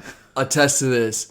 I'll lead into that afterwards. Going and watching, and before you say anything, Batman versus Superman. I went in and I'm a DC fanboy. Okay. Through and through. The Flash is the greatest superhero ever, aside from maybe the Silver Surfer. So for you, the mood was what's the actor's name in The Hobbit? Oh, Martin Freeman sets the mood perfectly for Bilbo Baggins. Okay. So a similar mood for me, and you were just like, ooh, you were smitten to an extent, right? Oh, absolutely. Martha. Fuck you. And so I already knew you were gonna go there. So first of all, Ben Affleck is arguably the best Batman ever. Very arguably. There's a fucking high. Hey guys, Robert Pattinson, my dudes. Get the fuck out of here with your goddamn no. glistening diamond motherfucking ass. Do not hold his acting up to that standard because he has been in a ton of things and he has been absolutely amazing. But I will always look at him as Edward fucking Cullen. I will not. He will always be Cedric Diggory to me. Absolutely. Really, one. If you could bring one person back, it wouldn't be Cedric Diggory. Hold on, in the Harry Potter universe, who would you bring back? Are you kidding me? I have no master. I am a free. So you would bring back Dobby? Obviously. Okay, what about you? Controversial choice, but no. The thing is that Dobby. This is my justification. He died, doing like the greatest thing. Like he died a hero's death, right? Yeah. He had lived for the last 4 years or whatever it was between. Right. He had lived a pretty good life and then had advanced elfish welfare, and then died saving his friends. So he died a hero's death. Wow, absolutely awful that he had to die. I think leaving that be is a good thing. Turning the tide, though, and changing everything would have been, I would say, Lily or James. Mm-hmm. But going back further, what was Sirius's brother's name? Regulus Black. If you keep Regulus alive, mm-hmm. to better understand where the power dwelt. Right. And because he had that change mm-hmm. of... I think that was an important story that never got delved into, and I was very sad that it never got fully explained. Right. And fully fleshed out, right. Exactly. But I think in the grand scheme of things that if I were to bring back anybody, the only one who didn't know what he was in for was Cedric Diggory. He thought he would die because of the Triwizard Tournament, but which is, Voldemort would not... Which is now non-canon. I think it's been said as non-canon, which is the Cursed Child right. series, right? And that was the whole premise of the Cursed Child is to bring back Cedric Diggory. Yeah, because he didn't know what he was getting into. Spoiler. Too late for that. Yeah. He really didn't know what he was getting into in regards to that, because the thing is at the end of the day, he thought he would lose it to the tournament, but he didn't lose it to the tournament. He lost his life because of interference with the Dark Lord. Right. And I do think it's very important to acknowledge that everybody else in the series who passed away knew that they were fighting for a greater cause, right. And Cedric Diggory was just a casualty. Just 100%. Well, sucks to be you, perfect human being, up until this one point at the age of 17. He's not perfect, and it explains it in the book that he's not perfect. Right. I didn't read the books. I'm based off the movie. So. It's not until Harry tells Cedric about the dragons that Cedric realizes Harry's an upstanding dude. He didn't ask for this, and nobody should be telling Harry that he should die in these tasks because Cedric should win. And that's why Cedric tells everybody to back off the Potter stinks buttons that Draco Malfoy made. And the fact that Cedric figures out the mermaid's clue and goes to Harry and tries to tell him what to do, I think that shows how great Hufflepuffs were. Sounds like okay. All right, hang on. I'm gonna okay. This was on our... Yo, I'm a Harry Potter fanatic. Let's lay into this really quick. I have been to every single Universal Studios Wizarding World of Harry Potter. I've been to Orlando. I've been to Osaka, and I have been to LA. I have been to all 3 versions of the Ollivander's shop. I know which ones have which people. I know how they switch people out. I've been to Harry Potter World a lot. Before we get into this, okay. you're gonna guess both of our houses and our real ones, not the ones that you made up. Yes, no, it wasn't a made up one. It's what your wife's did, so she can guess your wife's too. Okay, she can guess it. But the whole reason we got onto this topic was the mood. I'm gonna finish the story. My mood was in Batman versus Superman. Mm-hmm. All my college life, and Trey can attest to this, I was very much into blonde-haired, light-colored-eyed girls. That just was what attracted me. When I went to go watch Batman versus Superman, and I saw Gal Gadot's Wonder Woman, I was like, I literally go, I guess I'm into brunettes again. I shit you not. I swear to God, that was literally my train of thought. I was like, I am into brunettes again. Whenever you mention Gal Gadot, I'm just like, Gal Gadot, please. Gadot. It's Gal Gadot. Please. She is the best. Love her. She's so good. But circumventing back, this was a whole thing that I wanted to do was get to know Meg Mcdonald, get to know the voice actress, absolutely. right? Get to know you. So, how about you guys give a guess at what my house is first? It's fucking Hufflepuff. Obs. What do you think? Maybe Ravenclaw. Well, that was Just No, her I mean, reply. It's because I'm gonna stick with Hufflepuff. No, because okay, you Because do she was that, 'cause hyped. one of us was Yeah, right. he's 50%. Yeah. Yeah, because when I said what was Sirius's brother's name, and she said Regulus, like that. Ravenclaw. No. Nope. You slithering Yup. son of a bitch. I was like, there's no way. I was like, okay. I was like, I could kind of see it. I was like, but It's no. the ambition thing. Most actors that I've met are all Slytherin. They're either all Slytherin or all Hufflepuff. Okay. Actors that I know, it's the ambition thing. It's the ambition thing. So you've met or you've interacted with 3 people tonight. Anne, Trey, and myself. We're going to play a little game. You're going to guess each of our houses. I'm gonna guess you're a Gryffindor. What gave it away? I'm gonna guess either you or your wife is a Hufflepuff. Really? Neither one of us is Hufflepuff. Are y'all both Ravenclaw? Neither one of us is Ravenclaw. Oh. She's probably Gryffindor. Nope. Is she Slytherin? Bae. You're a Gryffindor?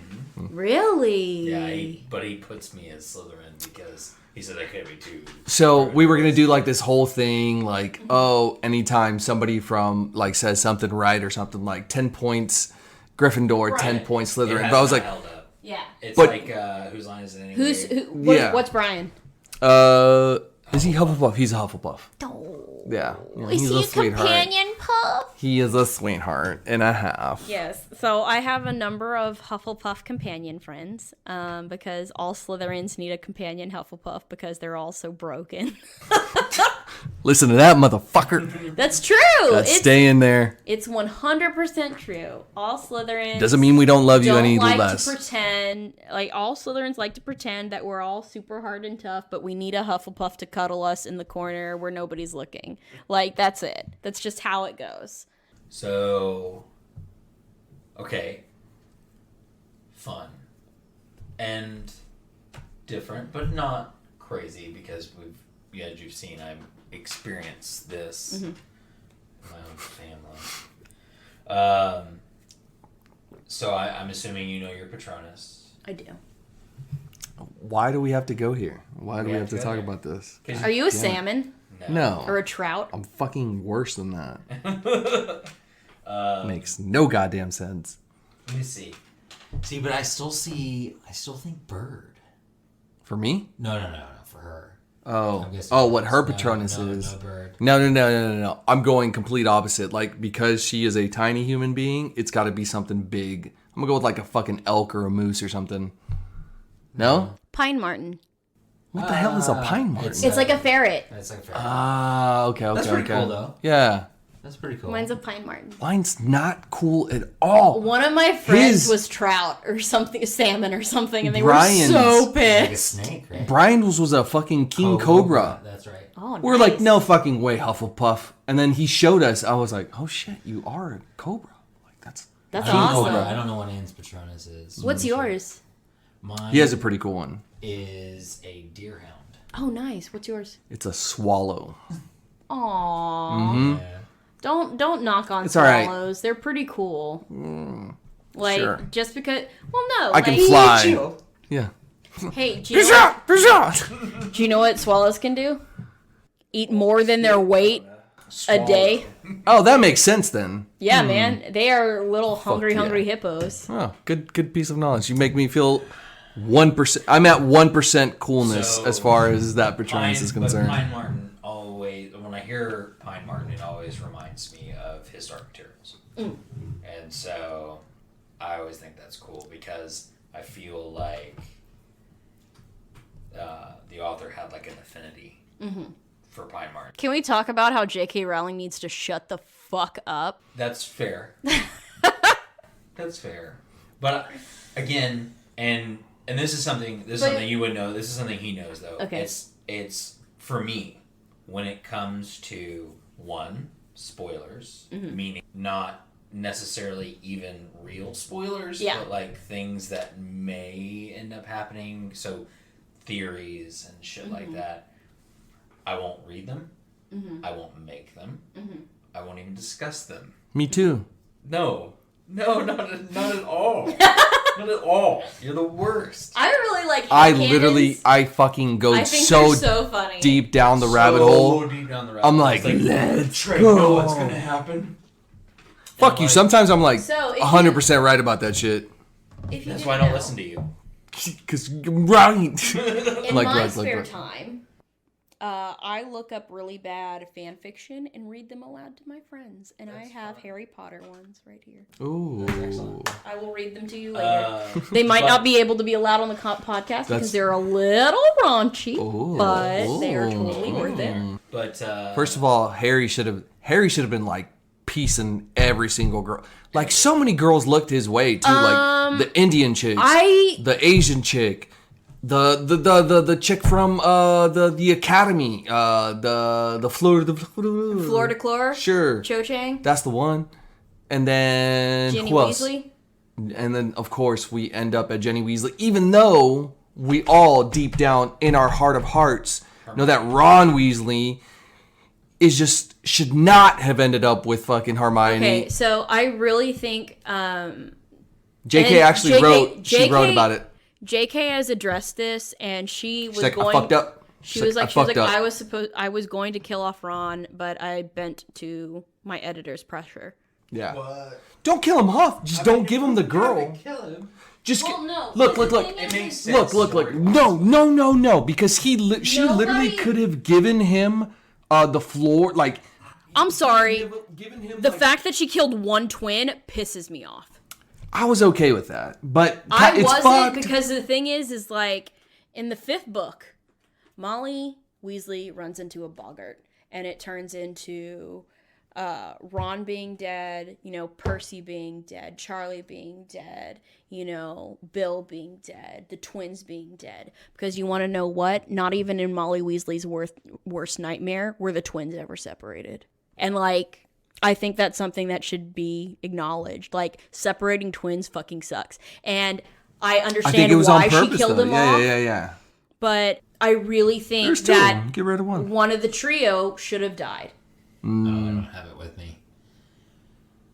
I think, and a lot of it is, and a lot of it comes down to just storytelling in general. With him, he's more... you didn't read the books, right? I did not. Okay, so you're gonna not be as nuanced in this. Right. Okay. And I'm on my, like, 3rd or 4th reread with the kids, right? Mm-hmm. And, you're gonna have so many more because the little one's so young. Quaid. Right. So good. Well, this one is for Anne because she never read it. Oh, really? Yeah, and so it's a great series. I'm on the 5th book, but I have 1, 2, 3, and 4 in the illustrated editions. Okay, so I know that's you for the don't like. kids. I know you don't like theories, but there was this one theory that came out of the internet that really It got to be true. It shook the entire fandom to its core because it was talking about what if the Triwizard Tournament champion wasn't Cedric Diggory, it was the guy that everybody was criticizing from Slytherin. Because how much the books would have changed if Voldemort had killed a Slytherin and not a Hufflepuff. Because it would have separated the kids from the adults in that. Wait, but There was a Slytherin who applied to be in the Triwizards tournament, and in the book they made a big deal about. So instead of it being the instead of being Cedric Diggory, it would be what was his name? Draco Malfoy 2.0.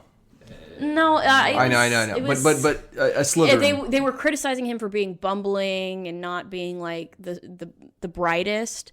But the thing is like if she had picked him as the champion and it would have been him and Harry would have still told him about the dragons. And as much as people shit on Slytherins, they don't forget when somebody does them a solid. So he would have told him about the mermaid stuff. And if he had been killed by Voldemort at the end, the Slytherins in the Slytherin house would have turned against their parents. They would have still listened to him, but the seed would have been planted. It would have, okay. It would have opened up more opportunity for Slytherin to not just be degraded as the shit house. Like, because everybody assumes that I'm an evil person because I'm a Slytherin. No, I have ambition. You are. I have goals. No, but you are. I know, I'm such a shit person. Look at me. No, my thing is when you introduce time travel to a story, nothing's set. Absolutely. Time heist. jump. Time heist. So it's like yeah, JK can write what she wants as far as, okay, this is the ending. It's more of her Twitter shit that I can't handle. No, and I agree. And I want to say this in the most upright respect that I have. So many people have criticized me for loving Orson Scott Card's writing, even though he's a Mormon who hates gays. He's super crazy. He is super crazy. But I love Ender's Game. I absolutely adore Orson Scott Card's writing, whether it be the Alvin Journeyman series, the Beans segments of Ender's Game, everything about Ender and that world, I absolutely adore. If I were ever to get a tramp stamp, it would say the enemy's gate is down. Nice. That's just it. That's just it. If I were ever to get a tramp stamp, it would say the enemy's gate is down. That's just it. I have a signed copy of Ender's Game. Yeah, that's signed. Oh, yes, baby. Ooh. I have that one too. It's so Portrait. good. For me. So good. I love it. Ender's Game, I read once a year. Yeah, that is. It's my favorite book. My friend passed away before she borrowed it from me, and I actually sat at her grave and read it aloud. That's cool. Yeah, no, that's pretty crazy. It's one of the ones that you can do, though. Right. No, I absolutely adore. I adore Ender's Game, and I finally feel like everybody who's ever shat on me for liking Orson Scott Card, I've been able to turn around and be like, J.K. Rowling's a transphobe, suck a dick. What do you want me to do? And they. And my friends get mad at me for it. I was like, dude, you shat on me for years for liking Orson Scott Card. And at the end of the day, we can't say for certain if certain people were racist or not, but considering their time periods, they probably were. Yeah. And the fact that nobody's getting royalties is the only reason people aren't eating us, that's pretty crazy.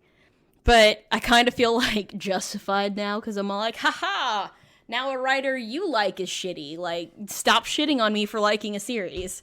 Just the times, really what it comes down to. In 10 to 15 years, fluidity and all that jazz will be probably more recognized and more involved in writing. Here we go. I got something for you. Okay. Easy question. It's number 1 that I had sent to you. If you could have one superpower, what would it be and why? So I absolutely adore the idea of teleportation. Solid. Because Nightcrawler, okay. Right. Nightcrawler is a beast, and I love him. Nightcrawler in X-Men 2. Can we talk about the opening scene? So fucking I good. lost my mind because I was in choir. And then they fucking shit on him in X3. We learned Dies Irae Yeah. in choir. Yeah. And then that movie came out, and I just lost my shit because I was like, I know that song. I know the soprano part. Yeah. I was so excited about it. I was so pissed when they shit on him in X3. I love the idea of teleportation. I also love the idea of shape-shifting. So that Mystique. Okay. Right. But I wouldn't necessarily use it to take on other human forms. I like the ideas of Patronus, of Animagus. Okay, yeah. Because that's what was that show back in the day? Animorphs. Animorphs Nice. Was really good, and Animorphs addressed all of the really problematic stuff of the times without actually addressing them. And I could not tell you one episode about Animorphs. I don't remember it at all. No, if you read the books, if you don't remember Tobias, he spent too much time as a hawk, so he was permanently transformed into a hawk for a while. And there was this huge issue with him wanting to be human. Totally remember. Ooh. Animorphs. Here it comes, Animorphs. I think I still have that book. Yeah. And Tobias And I remember crying when Tobias got stuck. I remember being so upset for him because he tried so hard to get out of it. There were so many of those types of books that I read. I think Animorphs really did everything. Animorphs was a good one. It was. It really was. It was really good. There was another one, and I cannot. I will have to do like some serious research. We'll have to dig. I'm sure we'll dig. From my spotty ass memory of this series, but it's like. Did you know all of Animorphs is online for free? Did not. Yeah, you Google it. Like it's. Like the books. Yeah. Like all of the books. It might be on your website. I bet it is. I have so. Oh, my backlog is so ridiculous. Yeah. But like the thing is like if I get into something, there's no stopping me. Like it's the ambition part of me. No, so like, wait, I was gonna read this. Fuck you, Animorphs. Like it's the completionist in me that it's actually pretty shitty. We've talked about this before. I have not seen any of the John Wicks because of my completionist like mentality, which is don't watch anything until it's over. Well, that's reading. Okay. And that's why I never watched read Wheel of Time. I have started it. I haven't started it yet because of that. I am in. People have told me to read Name of the Wind too, but I don't know if that one's finished yet. But I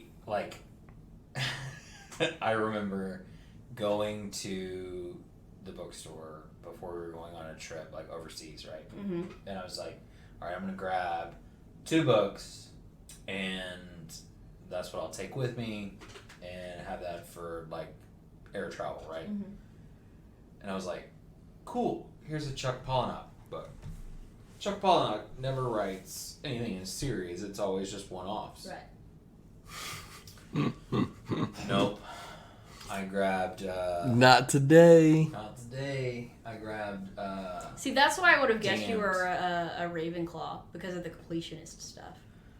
It makes sense. Why did you think I was a Gryffindor? That's so Because houses. I've known you since I was fucking 6, asshole. Because you're mainstream, bro. I'm not gonna lie. Nice. Yeah. No, I probably have more or just as many Ravenclaw tendencies as I do to Gryffindor tendencies.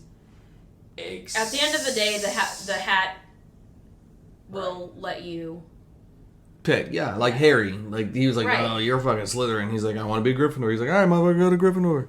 The thing is like the big theory about that is that you only get into Gryffindor if you ask to be into Gryffindor, because you have. They're to have the only courage ones that to will. Say, yeah. I want to be here. So I think that my difference.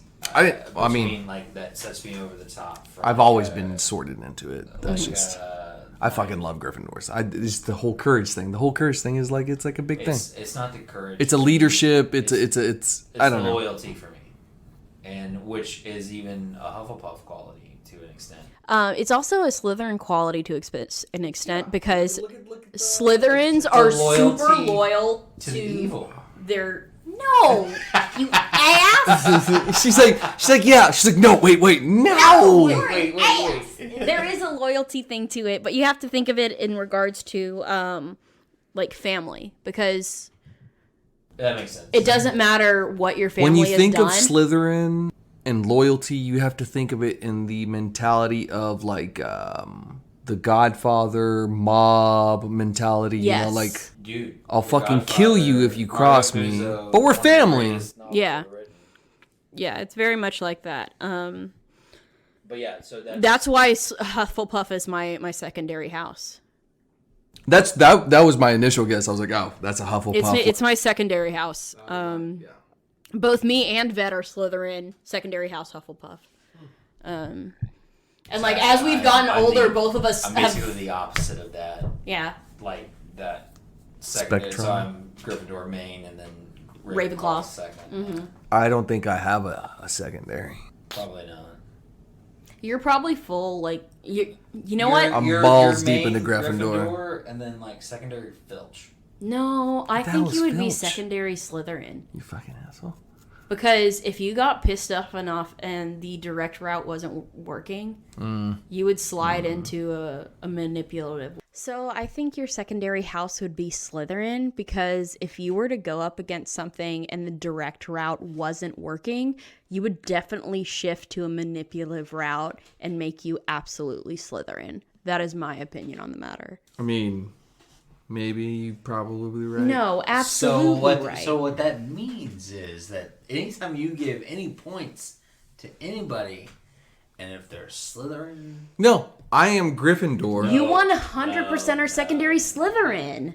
But I am Gryffindor. You are Gryffindor.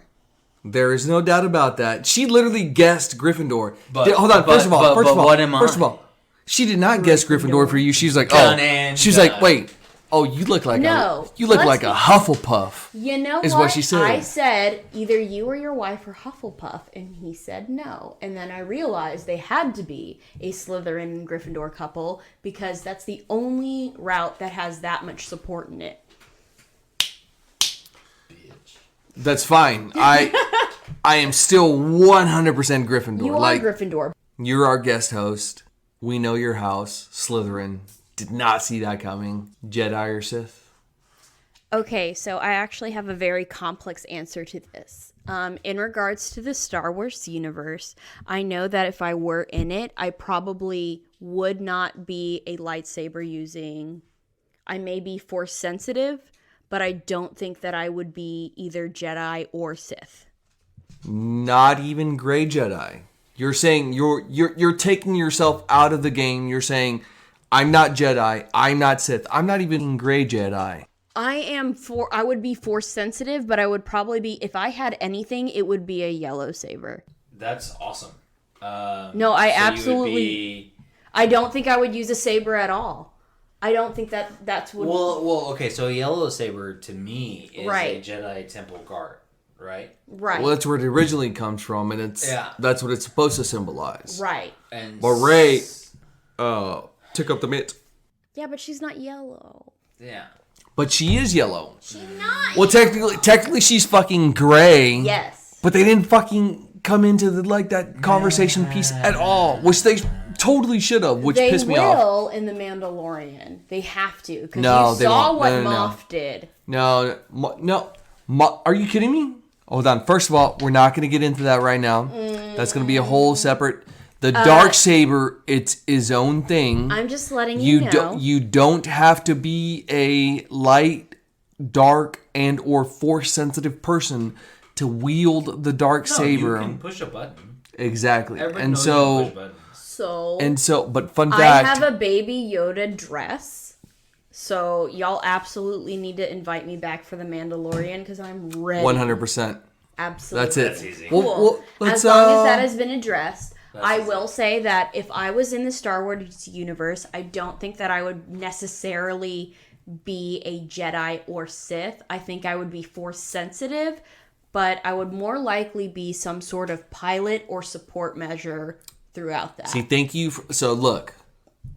Just because I can't, Right. because I'm not a Jedi or a Sith doesn't make me any less of a threat to you.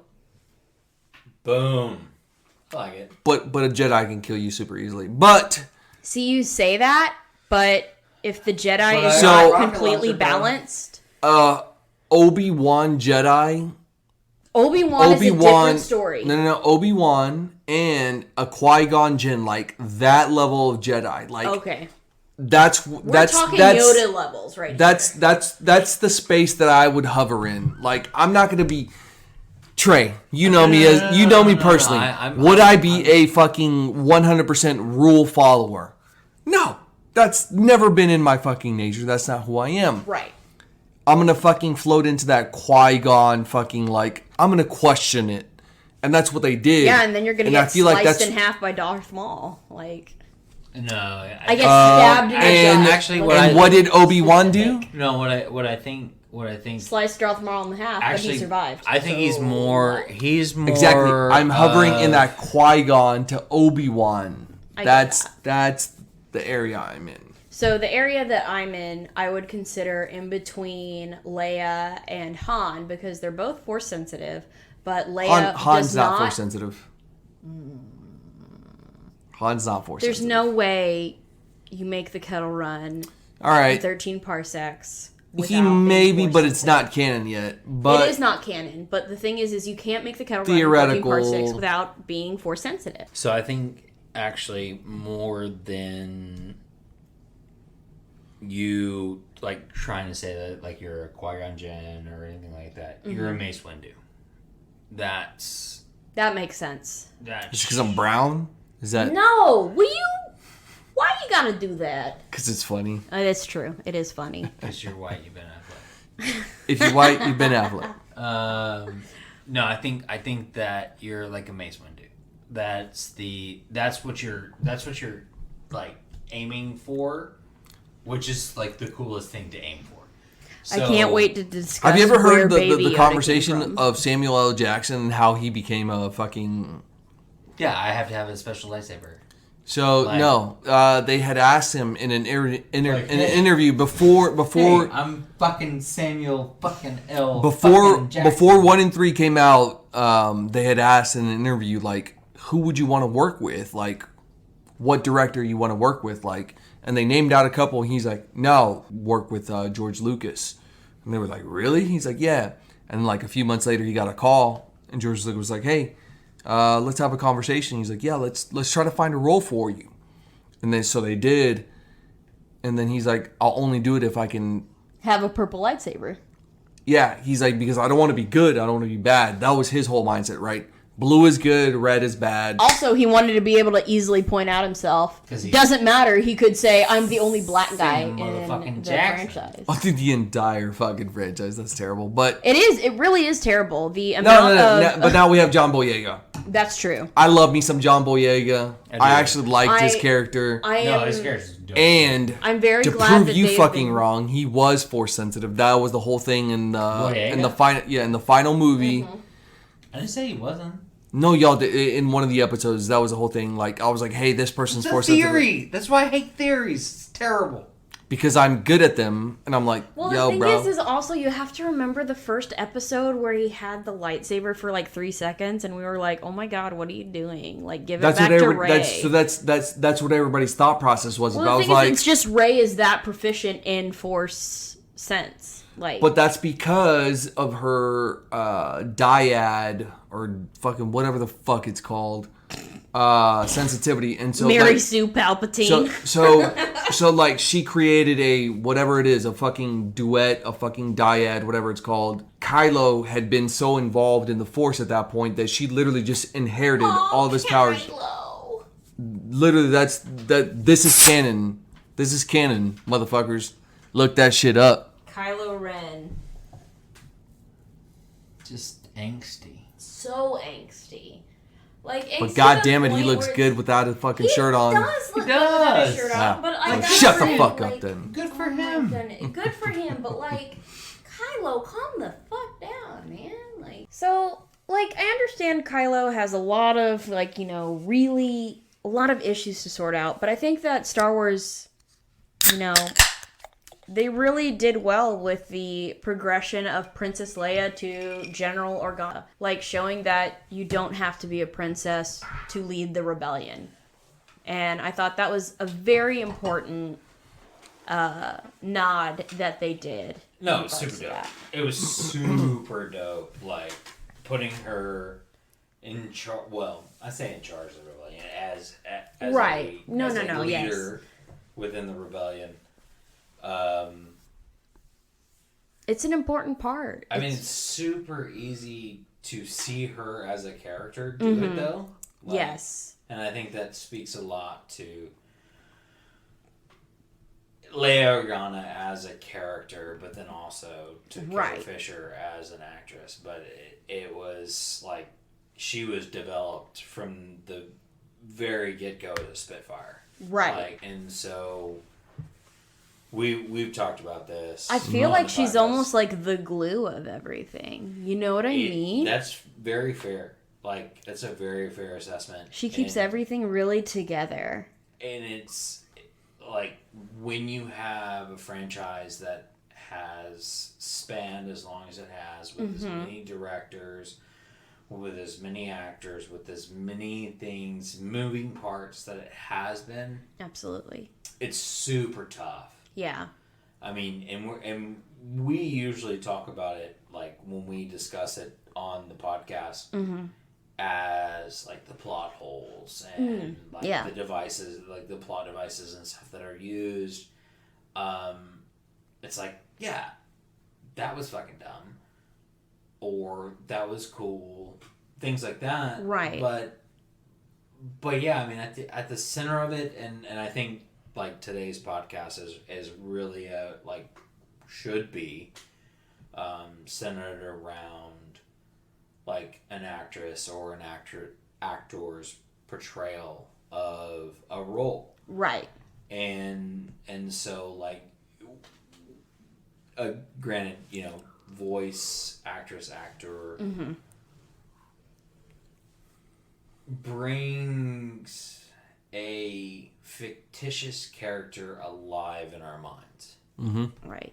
I've actually had instances at conventions where someone has brought me the manga of a series and been like, hey, I would really like to hear you voice this particular scene that wasn't addressed in the anime. It's actually after.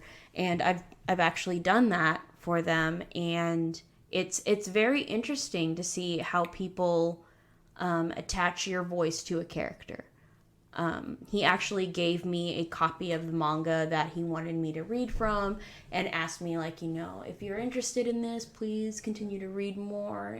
It's absolutely, you know, wonderful in regards to, you know, the storytelling, and it's really important. And I know they didn't make a second season, but it would mean a lot to me if, you know, you continued it. And I said, you know, thank you. I accepted the manga that he gave me. I signed his copy, and I had him sign my copy. So I actually had something to remember. That's him pretty by. cool. And I think it's really important to have those interactions with fans, because the fans are really what keep me going in this, because the voiceover industry is a world of no's. You get told no every day, even if you're not actually told it. Every time I don't hear back from an audition, that means no. So when you hear somebody accepting your voice and what they want, and them being excited for what you've done to a character or what you've performed, it just really brings out the best in the industry, is what I believe, because you get such a feeling of, you know, respect from the fan, as well as a feeling of just supreme gratitude from the actor. I know every actor that I've ever met has a story about a fan that has changed their life, and all fans, please remember that no matter what you say, you could be that fan that continues an actor to keep going. Because at the end of the day, the people who are the loudest are the critics. The critics are always louder than the people who support you. And it sucks and it really hurts, but when you hear that fan who really believes in you and appreciates what you're doing, it erases all of that. And I think that's really important. Lame. Oh, of course. Really? So lame. I know, but So no, feelings are real. All bullshit. Bullshit aside. Bullshittery aside. Bull malarkey. Bull. What? I mean, what do you have to say? Like, is there anything? I mean, is there any like discussions that you want to have with us? Because, granted, you'll probably be coming back. So Nice. Who the fuck agreed to that? I did. Okay, fair enough. This is your house. My house, my rules. I still haven't met Brian because he didn't show the fuck up. So. Oh. That is. Fuck that dude. Fuck Brian, man. Fuck that. What is he doing? What is he doing? But no, is there any particular sign off that you want to do? Any particular character, any particular voice, or just anything you want to say? Oh, because obviously we thank you for being here and 100% hanging out with us. And Oh, absolutely. I have had a great time this entire evening. If anybody would like to follow me on Twitter, I'm not that active, but I really try. It would be Margaret McD_VA. So MargaretMCD_VA. And that would be my Twitter handle. I actually respond fairly quickly to any responses that are given to me. Please reach out. I love hearing from fans, and I absolutely would love to hear from any of you guys. I also have a Facebook page on Facebook, obviously, and it would be Margaret McDonald, voice actress. Please go ahead and give me a follow. Message me if you want to talk to me about anything in particular. And if you have any particular questions, please message me. I will 100% respond. I need another drink. I'm out.